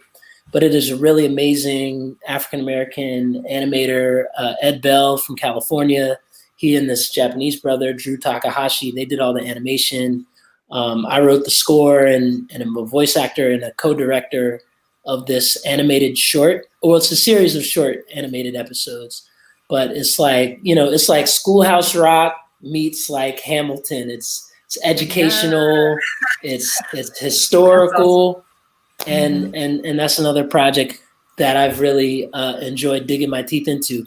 And again, I'll go back, Jim, we were talking earlier about, politics and, I'm definitely going to stay involved in politics, but losing those political races, Janine, I don't know if you were around for this part of the conversation, but I heard a little bit. Okay. Yeah. So anyway, I ran for mayor and for state senate, and I lost. I put that in quotes because I don't feel like I lost. They were great learning experiences, but I just think it's beautiful that my absence from those spaces has allowed me to be abundant in other spaces. So the message that I want to leave to your listeners out there is that if you're working on something and it doesn't go like you planned, or you're really upset because you missed out on that opportunity, just know that if you stay perseverant and continue to treat all experiences as learning opportunities, then you're going to create abundance in other areas of your life. If someone or some entity or some employer missed out on you, then that means you could channel the brilliance and the beauty and the specialness of you into something else. And that's dope. That's a blessing. So, and that's not to say it doesn't hurt when you're working on something really hard and you don't get it, and that frustration is real. So don't, lean into that, feel those emotions and wipe those tears. That they're okay.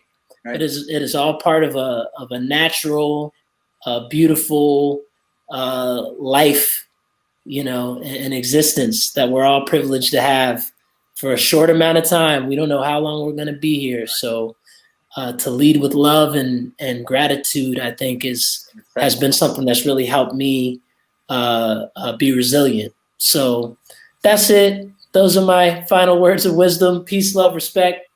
Pierce, I got to tell you, if you run again and you need the chess vote, I might going to deliver the chess vote from California, so he'll be bringing all those chess votes. The chess vote from any country, any state in the union. Let's go. I will need the chess vote and the chess strategy too. So thanks again, y'all. See you later. Okay. Appreciate you. Lovely meeting you. Good. That was a great conversation there and everything. But I do want to continue the conversation with you, Janine, and everything. So we talked a little bit about the ageism and some of the other things. Could you share just a little bit about, I think you shared a little bit, but how you got into this field and what brought you into this field? Because like I said, it's not something that I think people are born into the field. It's not, but when you were a child of your children's age, I don't think you said, I want to be a diversity expert. So since people say they want to be a doctor, they want to be this or that, but maybe you did a lot of negotiating as a kid, so maybe that came into hand. Always, yeah. I think my parents would agree with that. Never satisfied with whatever was being given to me. It's like, why? Why do I have to do that? So funny enough, when I left high school, I was big into science. So I was an Intel scholar from my high school. And at that time, I was majoring in biochem when I went to Hofstra University here in New York. And so I had the whole plan of being a biochemist. That was until I got into, I don't know, like second year of chemistry, organic chem, which kicked my behind. if I'm playing with it. That and calculus, I'm not sure which was killing me the most, but I decided to get out while I was at it and, pivot. And there was business. I was like, what is a business degree?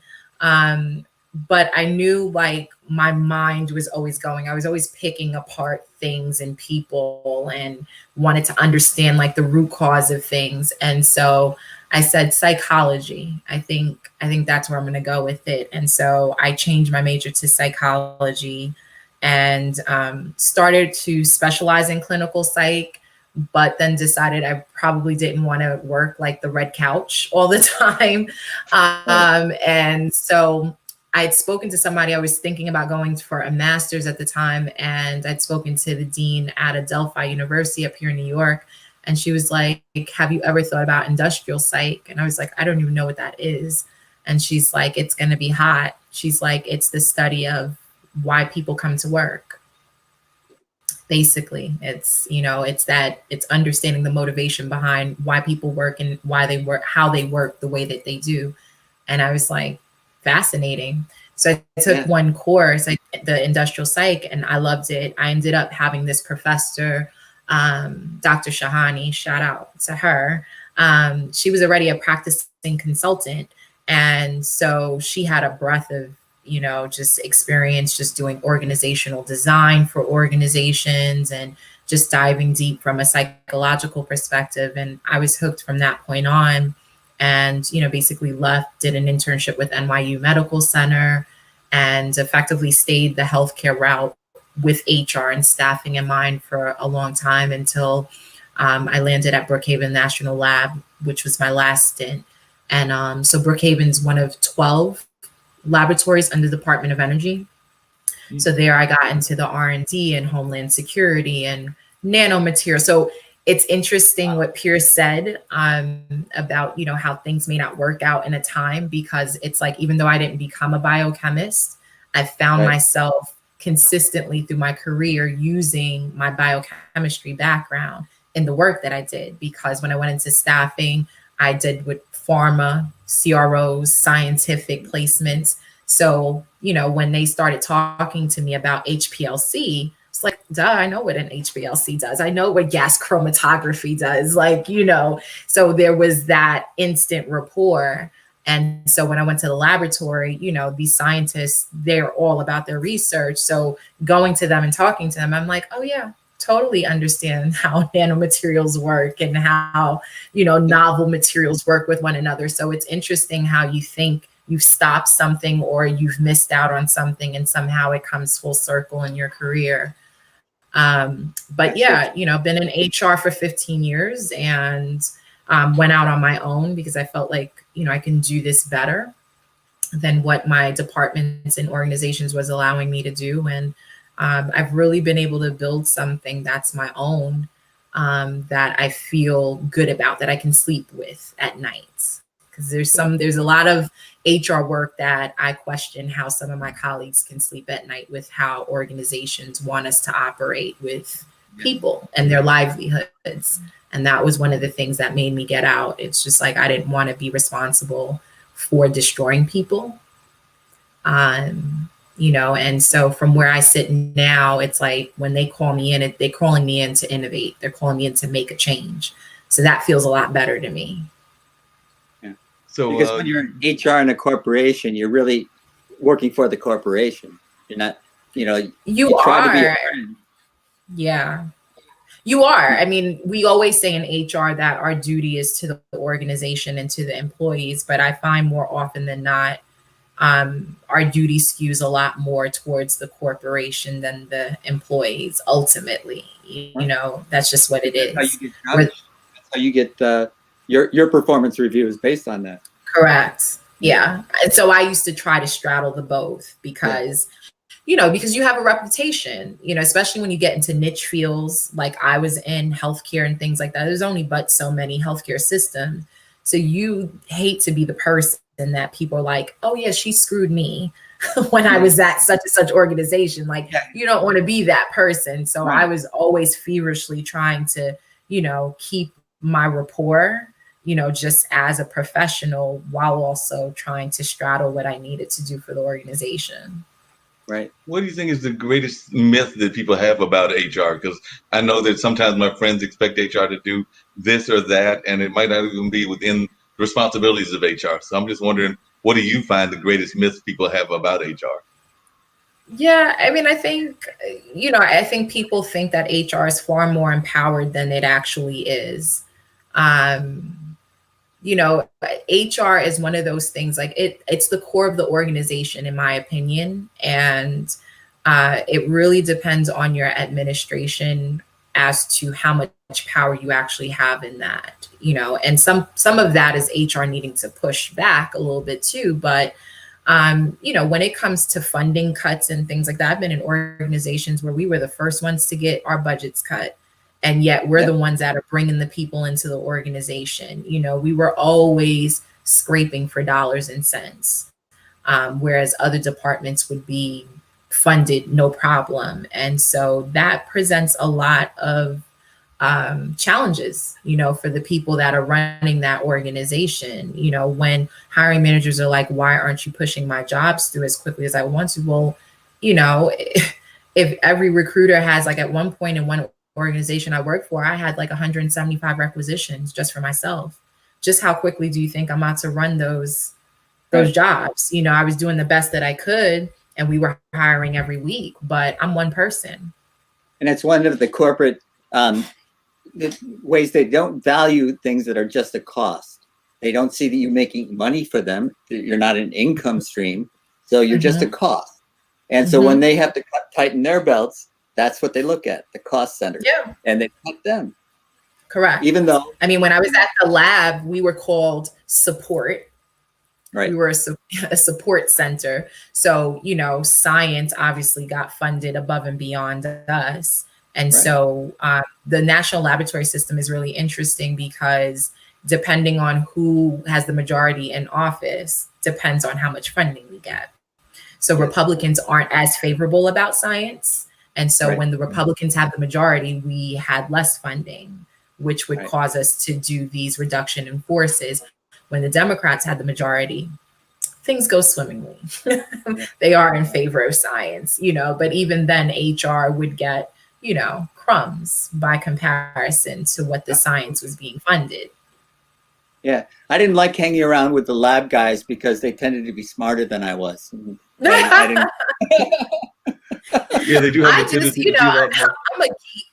I'm a geek about that stuff. We at the laboratory, they have one of the most powerful microscopes in the world. It was actually each piece of it was made in like different countries. That's how intricate this thing is. It's called the NSLS2. It's a synchrotron, and so they use it for everything from medical research to just regular biological sciences research. Yeah, it's a ring. So like if you were to see it at an aerial view over here in Suffolk and Upton, it's a whole ring, literally, that you can drive around in a golf cart. That's how big it is. Yeah. So, you know, like things like that. It's like, that's just, for me, that was geek out over that. Yeah. You gotta being a part of it. I mean, come on. It was very Avengers futurist like. It's like, take me into the future. Felt like you were going up there with Elon Musk or one of those SpaceX kind of trips. Really, you know, for a moment in time, I got to feel like I was, you know, somehow lending my hand to these efforts. Absolutely. I can dig that. that. Definitely. It looked like you were doing a great job with that. Do you sometimes think that people get a little bit confused as to how long the job process should take? Because I talk about the friends with their ageism, but sometimes I feel that they are rushing themselves, meaning that they put out a resume, they put out a couple of resumes.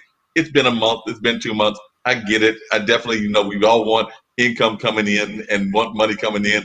But realistically, I'm thinking the job search is probably going to take at least 3 months to 6 months. So as a person in HR, do you sometimes think that folks, as a general rule, rush themselves or try to like rush their results? Yeah, everybody's rushing. The organization's rushing, the candidates rushing, everybody's rushing. You know, when I had a job, from the time it was opened, and by the time it was open, meaning when it was opened in the department, I was held to the standard of having to fill that job in 30 days or less. If my job in one organization specific, if my job got into 60 days, I was actually brought into the office to understand why that was. Right. You got your hands up. Right. Yeah, it was like, what's going on here and why don't you have a person? But keeping in mind, like, again, going back to the factor of how popular an organization is, this particular system is one of the biggest systems here in New York. So, you know, I'm getting like on a low level job, on an entry level job, I could have gotten like 500 applications in a night for like a patient care associate, a PCA, like those women and men that help you when you're in the hospital and they kind of come in and do the in-between between the nurse. Yeah, 500. I had to close the job down because the reality of it is the hiring manager is not about to interview all those people. I'm not about to interview all those people. So we have kind of these measurements that we use to kind of source through that talent pool, if you will, to, you know, tease out a number of people that we feel is reasonable. Ultimately, we're probably not going to interview more than, some hiring managers won't see more than 5 people, 3 people. Right. So I'm getting 500 applications and all they want to see is 3 to 5 people. You can see very clearly how people get upset, right? And so I'm doing this for a number of jobs. Those candidates expect to get some sort of correspondence back from me as to like whether they're in, out, whatever the case is. And that's also a challenge for me because I've got to sit at the computer and do something manual within that system to get that sort of information out in lieu of doing the interviews, right? And and nowadays it's not just one interview. You have organizations that are doing 2, 3, even 4 interviews on, and I'm not talking C-level or executive, I'm talking on like staff level jobs because everybody's trying to get the culture fit thing right. Wow. So I imagine you do really interviews virtually too. Right. Exactly. I mean, I'm hearing people going through processes where it's first interview, then they're interviewing with like management, then they're having peer interviews with people they would be working with, then there's another call back for additional questions. I mean, one friend of mine told me she went through like 6 months of interviewing. That's absurd. And so if you're doing that for one person, and then let's just say the slate is 5 to 8 people, you can see on one requisition how that's not about to move quickly. No, I can definitely agree with you because I know that here in Durham, we're actually interviewing for the Carolina Theater Board, and we've got like, I think it's 7 or 8 candidates. Each of them was going to be doing an hour to an hour and a half interview with the board, and that's just the initial interview. So like I said, I know that there will probably be other interviews, but do the math, 8 times 1.5, that's like 10 hours worth of interviews that I had to set aside time next week and the week after in order to, because I'm on that board, in order to be on those panels with these 7 candidates. And I know each one is an hour and a half, and I think it's 7 candidates, but I know that that's probably not going to be the end. We'll probably narrow it down to 4 and then have to do another set of interviews. And that's not even the interviews that they'll do with staff and other people. So yeah, the interviewing I've been on both process, sides whether of it's in that. the nonprofit world or whatever world, can be a very long, complex process. I want to come back to the diversity conversation, and everything, because we seem to be in this division kind of society and things of that nature. How is that playing out in the conversations around diversity and things along those lines? Because it just seems that we're in a very divisive society, unfortunately. I do agree with what Pierce was talking about, that we need to find ways to unify and do more unity across the board. That's part of what we're trying to do here at IBM.TV. But the nation as a whole is not doing that. And I would even argue parts of the world aren't doing that. So from a diversity standpoint, how are you navigating what we're in this period and everything? Yeah. So I think it helps to understand, that this is not new, what we're seeing. It's like it's new for our modern age because many of us, particularly of a certain age, have not seen any of that. Certainly not me. This is the first time I've read about it, I've learned about it, but to experience it is something altogether different. I don't think people are good at recognizing that all of what we experience in this life is cyclical. Like I'm really big on history and watching other parts of the world. If you watch other parts of the world, they weren't always fascist. They weren't always socialists. Many of them started off as democracies and, had the same trajectory. And there's rises and there's falls. Right now we're in the fall. And the fall can go on for an extended period of time. And in the fall, there's going to be divisiveness. There's going to be tribalism. There's going to be these camps, and people have to go through that process for us to get to someplace new. That's just what it is. There has to be some anger. There has to be some separation, if you will, before we come back to the unity. Because we've been doing fake unity for a while, if we're honest. It's been this fake unity of kumbaya, everything's okay, America doesn't have a problem, everybody else has the problem. And we've been really good about going to other parts of the world and trying to spread our wisdom. Meanwhile, our house was on fire. And so now it's effectively burning. And, we have to now face ourselves and what we've been complacent about. In a lot of ways, democracy creates complacency. And we've been really complacent about our process, about our leaders, about how we treat one another, about the, just all of it. And so, that changes the conversations I'm having around diversity because it's no longer about just creating a program within an organization and saying, okay, we're going to just deploy it and we're going to be more diverse and we're going to increase our hiring in this particular demographic by this much and we're going to include them and we're going to have employee resource groups. It sounds good, but ultimately, if you're not dealing with the societal aspect of it, or at least recognizing it, then you would be effectively creating, it would be like a Band-Aid. It's like diversity is becoming the American Red Cross of HR, like you talk to people who have gone through disasters, they don't say very nice things about American Red Cross because they've not seen them on the ground. It's just what I've heard, right? And so it's kind of like this situation where we can only do but so much as diversity, inclusion, and equity professionals. The companies from a grassroots perspective have to push back. They've got to decide what side of history they're going to be on, which is a tough position to be in, right? Because that's going to lose you maybe customer base, depending on what you choose. That's going to lose you employees. It's going to lose a lot of things.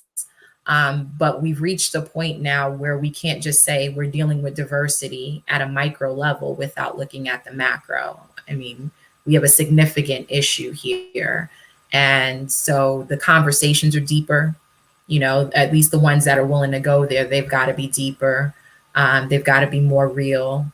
And people, leaders have to be committed to real change. That hadn't been the case before. It was because none of this was designed for any of us to thrive. Let's be honest. It's all designed. It's all been rigged, so that, it's like, well, sorry that you're not getting ahead, Janine. Sorry that your pay is stagnant, right? But here's an employee resource group where you can go and gripe about that. right? So it's got this like kind of skeevy charitable kind of thing going on there, right? Because in my opinion, the opportunity for a charity is to eradicate the problem, right? Yep. But if we're not eradicating the problem, it's because we like the problem because it's doing something for us.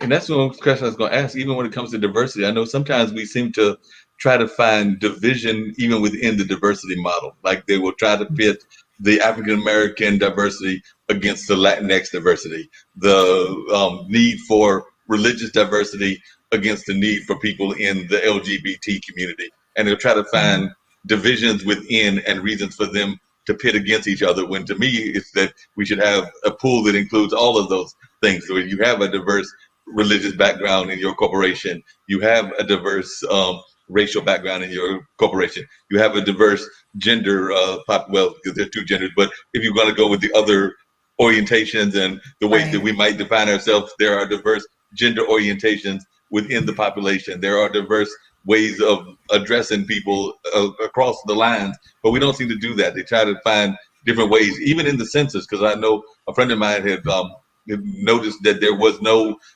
that there were certain things that were not put in the box. Like they definitely had ethnicity in the box, but there was no orientation in the box, and no other things. There were a couple of other things that weren't in the box. I don't think income is in the box, if I remember correctly. Well, here's the thing about the census. So you can be African American, Black, right? You can be Asian, Pacific Islander or whatever, Caucasian, Asian, right? Then you have ethnicity, Hispanic or non-Hispanic. Notice that that's not a race, right? The Caucasian bracket includes somehow North Africans. I don't understand how that happens, right? So when they start talking about percentages and they say, well, African Americans equate for 13% of the population, and this has been the number they've been reporting for decades, by the way. We've not grown, not at all. We're all having kids. Pierce has kids, I have kids, a lot of people have kids, right? We have not grown a lick above 13% in decades, right? So you have to appreciate the propaganda of it all, because already they've skewed the numbers. As far as the Hispanic community is concerned, there's a lot of colorism there. And so if they have to choose white or Black, trust me, they'll choose white every time because they think it's more favorable, right? You got a radical few that are going to choose Black because they're proud of it, but that's a radical few. So right there, your numbers are skewed in terms of who's identifying as Black, right? And then you're talking about, and on the Caucasian spectrum, we're counting North Africans as Caucasians, skewed again. And then you have the other, which they did the last census run with, biracial, whatever. So again, more skewing, right? And this census is the thing that allegedly helps them to figure out how they allocate resources to all the communities. So if we're consistently this much, you can see how they can continue to perpetuate a narrative that we're killing ourselves off. That what about this claim? You guys are harder to count. What about the claim that you're harder to count? Because census workers don't go want into certain neighborhoods to count people. Mm-hmm. Right. And so we'll just I'll say 50 here. And I won't go actually find out.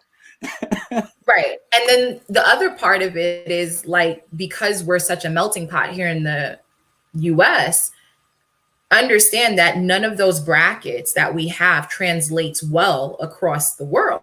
No kidding. Oh, I was getting ready to add that. I've got a friend of mine. It doesn't translate well at all. And so because there are some groups that aren't even counted. Because I've got a friend of mine who is she's a comedian. She's actually been on this platform, IBM.TV, and she's been on my regular podcast, the more audio version. But Mona Shakes is of Pakistani descent, and she definitely. I saw that. So she gets to be labeled as like I want to say that her choices are either white or some.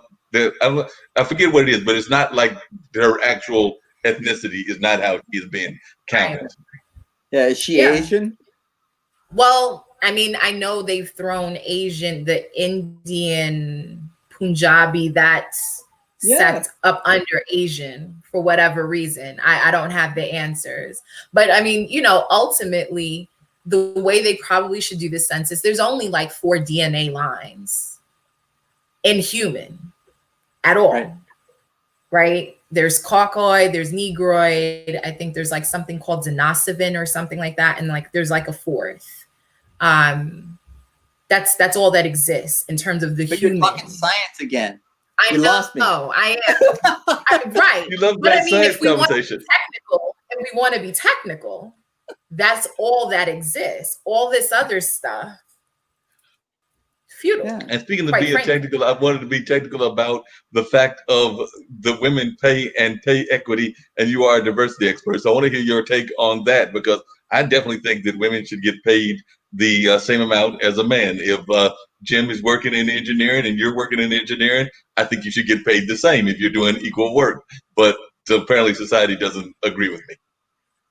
No, I mean, they don't, because even if we're in the workplace, we're still getting dinged for the caretaker role, you know, more often than not, right? So, I mean, it's...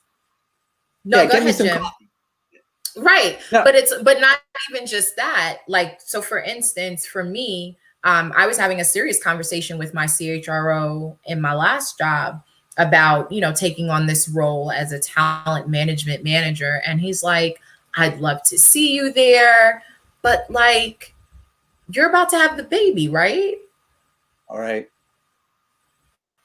And so, you know, that was his way to check me right then, was like, you're pregnant, aren't you? And I mean, I was visibly pregnant. So this was like, you're playing games here, sir. You know, but, you know, it's that idea that, you know, we can't walk and chew gum, you know, that somehow because I'm in childbearing years, I shouldn't be given the opportunity to still rise the ranks. Or it may not even be childbearing. For some women, it's just elder care. They've got parents that have gotten on in age and they've got to take care of that. Or, you know, some spouse that's gone off to war or something like that, and they've come back. And that's, you know, there's a lot of different things going on, but it's one of those things where apparently for women, 2 things can't be true in the same sentence. You know? It's really true what you're saying. And there's also this whole thing about, well, the man is the breadwinner. So, you know, they've got to take care of the family. And the woman is the caregiver. And if we're paying her a little less, that's okay, because her husband will take care of the income. But guess what? And that's not true. The statistics have shown in the last decade that most of the breadwinners now are women. I agree. And the numbers do show that. But the mindset has not yet come up with the numbers. Yeah, right. Exactly. So, you know, it's one of those things that unfortunately we'll be fighting for a long time to come. I mean, you know, Black women don't fare well. I think the worst of the spectrum are Indigenous women. I think they're like at 50 cents, kind of. Them and the Latino women are in that 50 to 58 cent percentage. The higher of the percentage, funny enough, the Asian women do pretty well.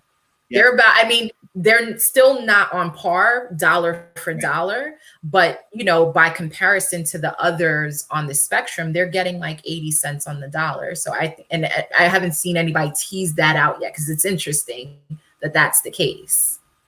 Yeah, well, you're right. Because they don't oftentimes talk about what Jim was talking about, the fact that so many of the women, particularly in our society, the African American and the Latin society and the Native society, are run by single mothers. So they're not just mothers in general, but they are single mothers that are running these families and everything. I can't remember, Janine, whether you were involved in a relationship or not, but I know that there are a number of folks that are single mothers that's to the extent of what they're doing. They're saying he's a single mother as well. Yep, just recently. So yeah, you know, it's you know, but for me, like, everybody's not me. You know, I've gone out, I've built a business for myself and earned myself the right to ask for what I want, you know, so I'm thankfully, very thankfully and gratefully doing okay, but that's not the reality for a lot of women.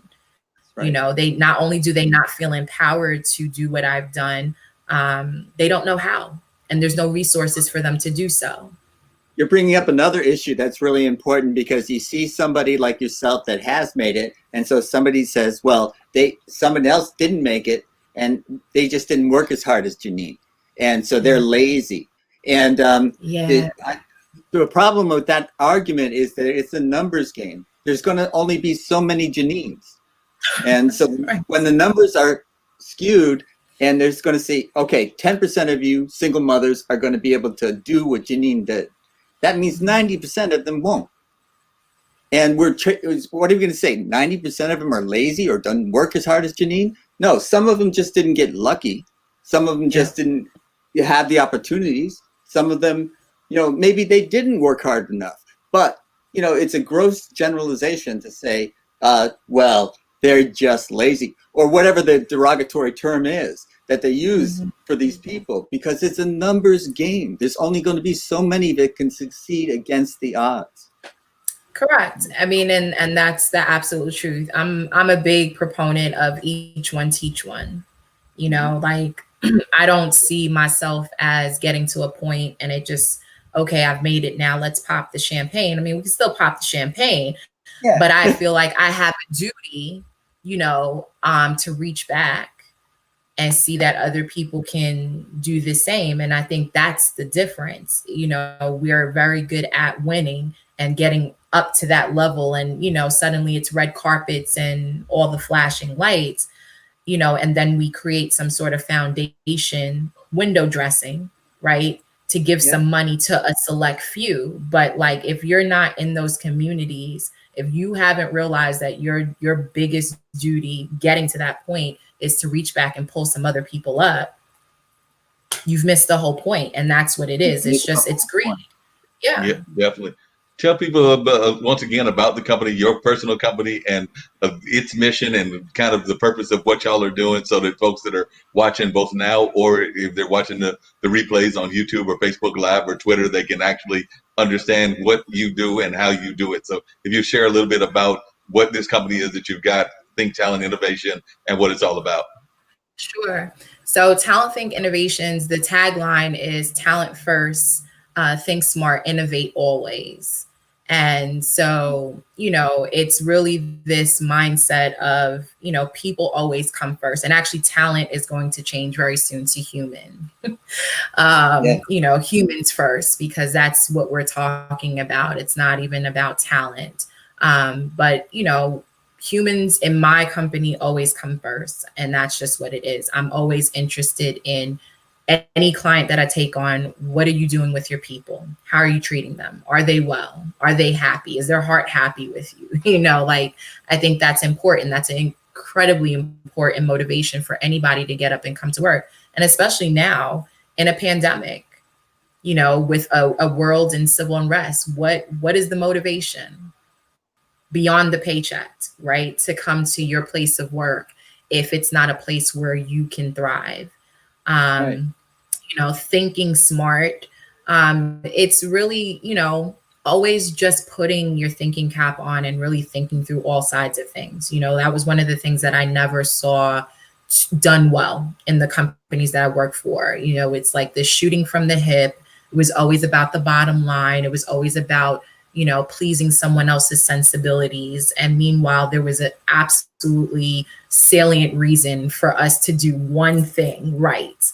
And nobody in the boardroom would do that thing, because it was all about who can talk the best talk and who's at what, the positioning and all the politics of it. So, I'm always encouraging my clients to, really think through things, to be smart about things, and that not talking about like Einstein intelligence. It's just, that mirroring and that coming together of common sense meets wisdom and intelligence. If we've done some things bad or poorly in the past, how can we learn from that, right? It's not about the failure. It's about what we learned from the failure, right? And then, the innovating, I mean, we can see very clearly, we've got to innovate. And not just innovate for innovation's sake, but we've got to innovate because it's a matter of survival at this point, right? Had many companies been digital and using some of the platforms we're now using on a daily basis a year ago, 10 years ago, we wouldn't have been scrambling as hard when COVID hit us. But a lot of those companies can mark when some sales executive or someone in the organization said, hey, how about that digital transformation project? And they were like, digital schmidgital. You know, who needs that? Who needs to be on video, right? And fast forward here. Yeah, exactly. You know, and so, you know, get back to the file cabinet, get back to your Rolodex, go pick out that number of that client, right? Yeah. But here we are in the middle of a pandemic that has fitfully forced us into the future. I mean, the things that are happening right now are things that we predicted for the 20s, those of us who are futurists, but we predicted it down 2025, closer to 2030. We're in the top of the decade and we're here. Yeah. Done. You know, sectors gone, businesses gone, complete automation of so many things. Right. And so, you know, that innovate always, I don't care where you are in business or how much you see a necessity in the future of things, you have to be thinking about it. You can't afford not to. It's either that or your business, your livelihood, you know? Right. So those are kind of the pillars that Talent Think, you know, is built under. And like I always say, I do a lot of things that people wouldn't expect to go together. You know, I'm here looking at how you're designing your organization, but I'm also going to talk to you about wellness. You know, like, are people happy there? You know, how are your leaders being developed? Are they poised to lead others, or do they have significant work that they need to do within themselves before they even get promoted into something like that? You know, how are we treating things like mental health? I got passionate about talking about things like that. You know, how can people balance life and work better? Now we have a complete blend of the two, where people are working from home, right? And they're feeling inundated because they don't know where work stops and life begins. And so how do we help people feel more comfortable and at home with getting that paycheck, but also being able to turn it all off and be human and be fully integrated into their families? So, you know, it's the tech advisory, making sure people have the resources that they need to do their job. How can people do your job if they're not resourced properly? So that was important for me to have that as part of the company. And marketing, I mean, I would argue that there's no bigger time for marketing than now, right? Because I mean, your messaging's got to be on point. You got to not just talk the talk, you got to walk your talk. And so having smart people at that helm and having people that have a clear vision for brand awareness and all those sorts of things, storytelling, all of that is so important right now to business. It'll make or break you in these times. Yeah, because it seems like just in the work environment that we're seeing more of the kind of like it used to be that everybody was going paycheck to paycheck. There was that saying that we were only one paycheck or maybe two paychecks at best away from poverty. But now it's forcing us to be innovative. I know a number of people that are creating new jobs, creating new opportunities, creating new things because their jobs were either downsized or they were laid off or things of that nature. And yes, they got the stimulus money, they got whatever unemployment they got from whatever their state was, but that has limits to it. So they started having to experiment. And I know a number of folks on social media platforms in a variety of places, even here at IBM TV and a number of other ones have said that, you know, during this time, make use of this time. So while you have this downtime, if you had a passion for something, create and develop that passion. So we're seeing more of that happening, whereas before folks were just kind of like going job to job and just living paycheck to paycheck. So I think we've been kind of forced to get out of that paycheck to paycheck kind of mentality. I mean, that might be one of the, hate to say it, but one of the benefits of what has happened with COVID is that it forced us to kind of change our minds and to reassess how we were living our lives, whether we were living our lives in our 20s or whether it was our 50s or our 70s. It didn't matter what the age range, but it just kind of forced us to reassess things. We got about another 10 or 15 minutes and I've got to get ready to wind everything up. But before we wind everything up, I did want to find out from you, because you mentioned that you're a futurist, and I'm definitely consider myself a futurist as well. I've got a couple of those books that were futuristic kind of books, but where in your mind, Janine, what are some of the future things that you think that we should be looking for down the line? Like, are we going to get those hovering cars, or are we going to get the cars that move? Because I don't drive, so I'm waiting for the self-driving car. We're not. I think what's interesting about, future thoughts or, being a futurist is people think the future is coming way quicker than it ever does. In a lot of ways, the future is episodic, in the sense that, we've got to try a lot of things and they fail.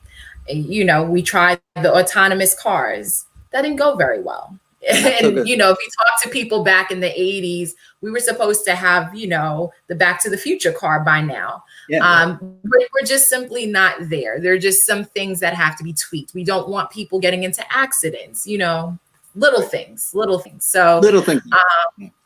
Little considerations. So, the future, as quickly as it comes, it is very episodic, in the sense that it's going to come when it's going to come. And, there's just like these shifts we have to go through. But I think for the time being, what I'm enjoying, I guess to some degree, and I say that tongue in cheek, is, watching this cocooning thing come. So I don't know if you're familiar with Faith Popcorn, in the Brain Reserve, but I met her back in 2013, and she gets paid literally by the biggest companies to come in and predict the future. And she's got 17 trends that she's been looking at least since the 80s.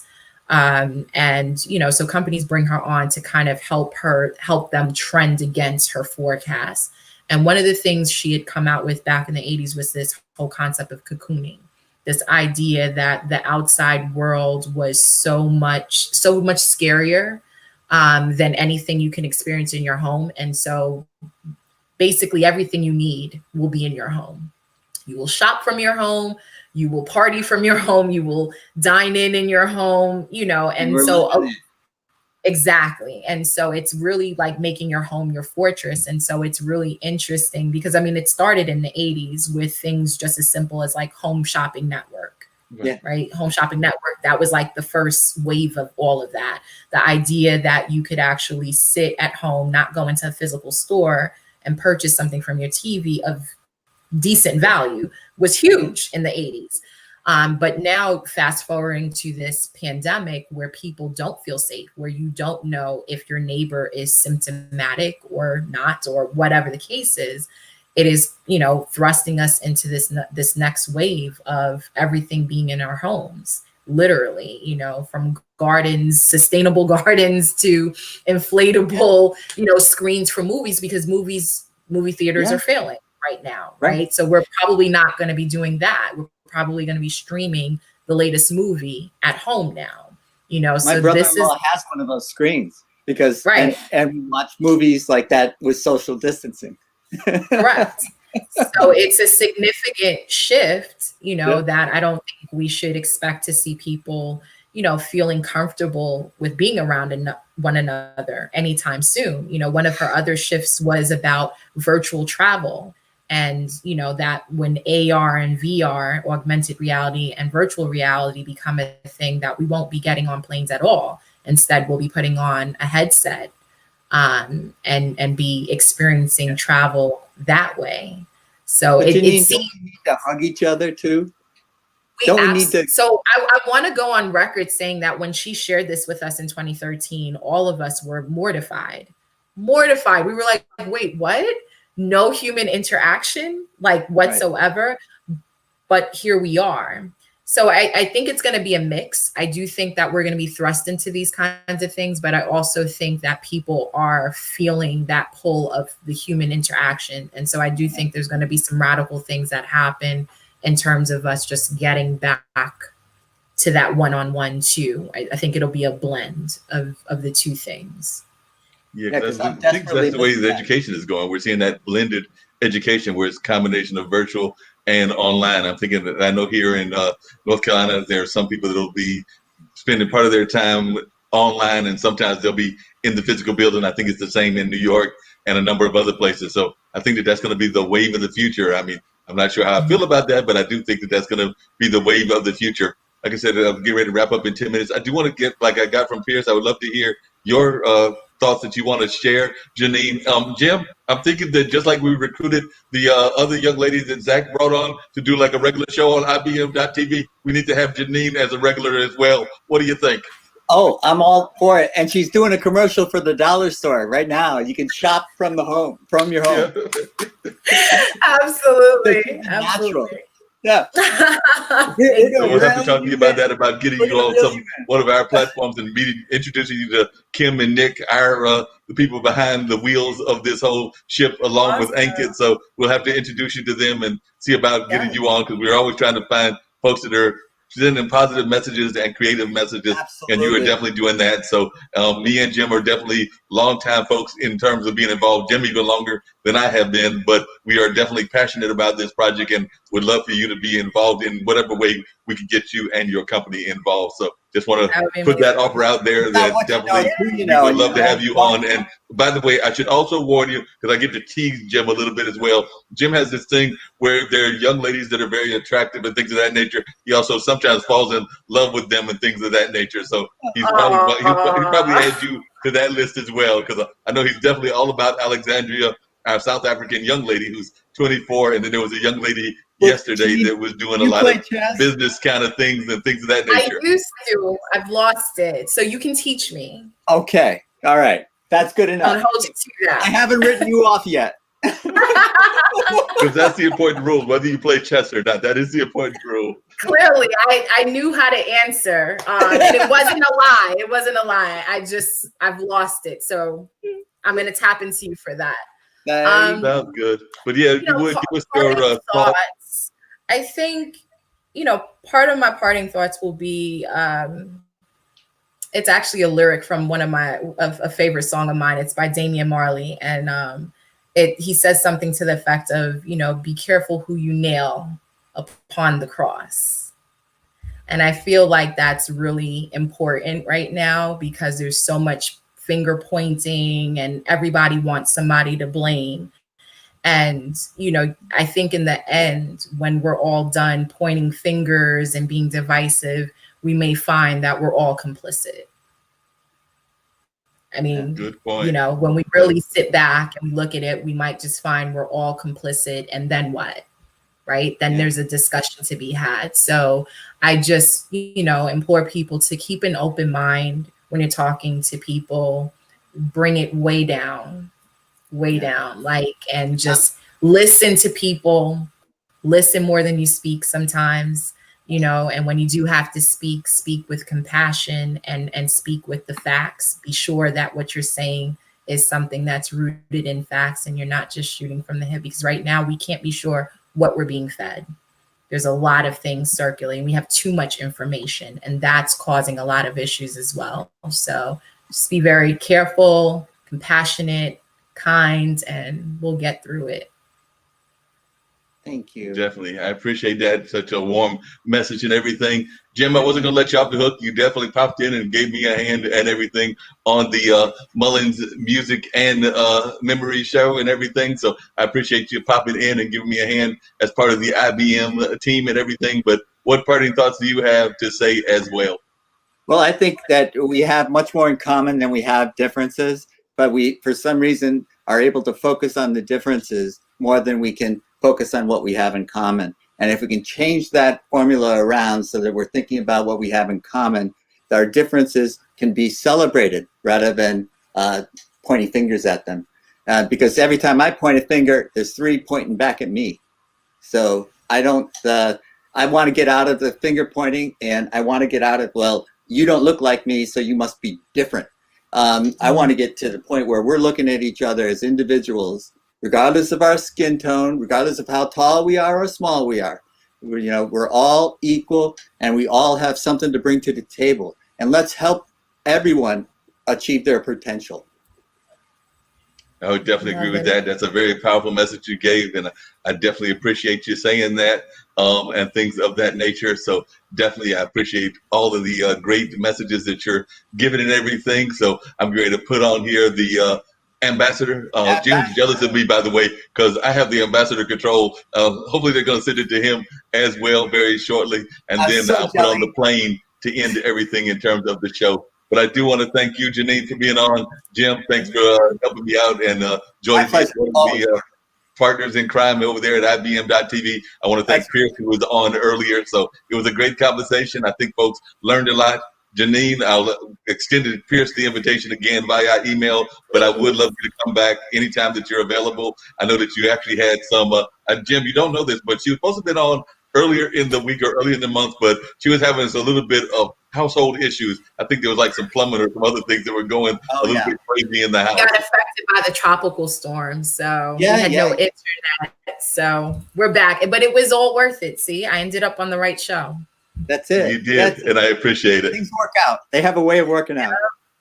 Every time. All right. Bye. Thank you. Okay, we got the ambassador to say goodbye to us. Yes, the ambassador.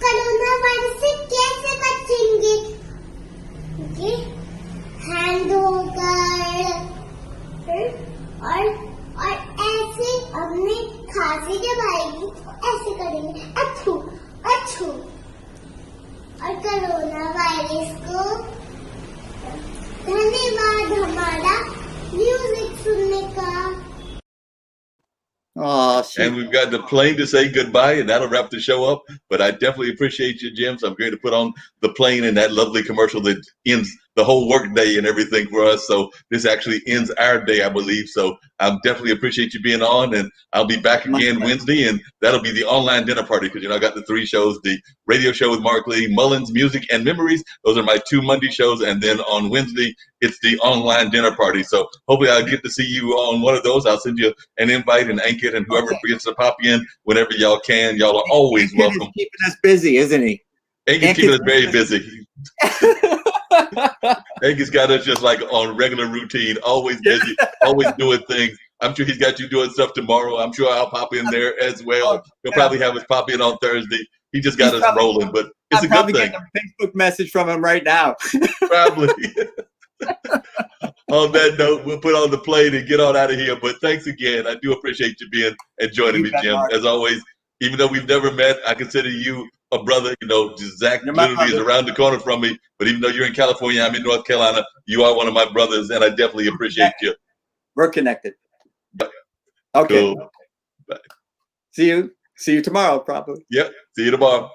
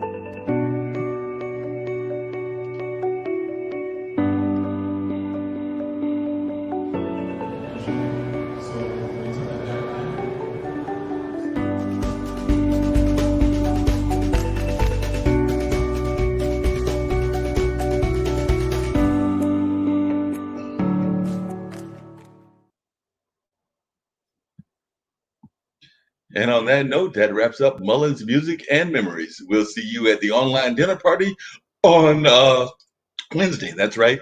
Wednesday between the hours of 4 and 7. More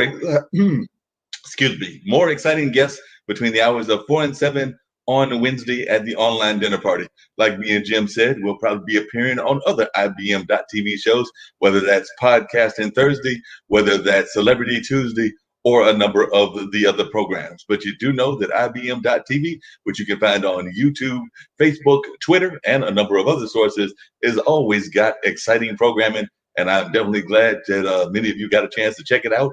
And hopefully you will get a chance to learn more of the exciting programs that we have here on a regular basis. So definitely want to thank folks for joining us here on the show.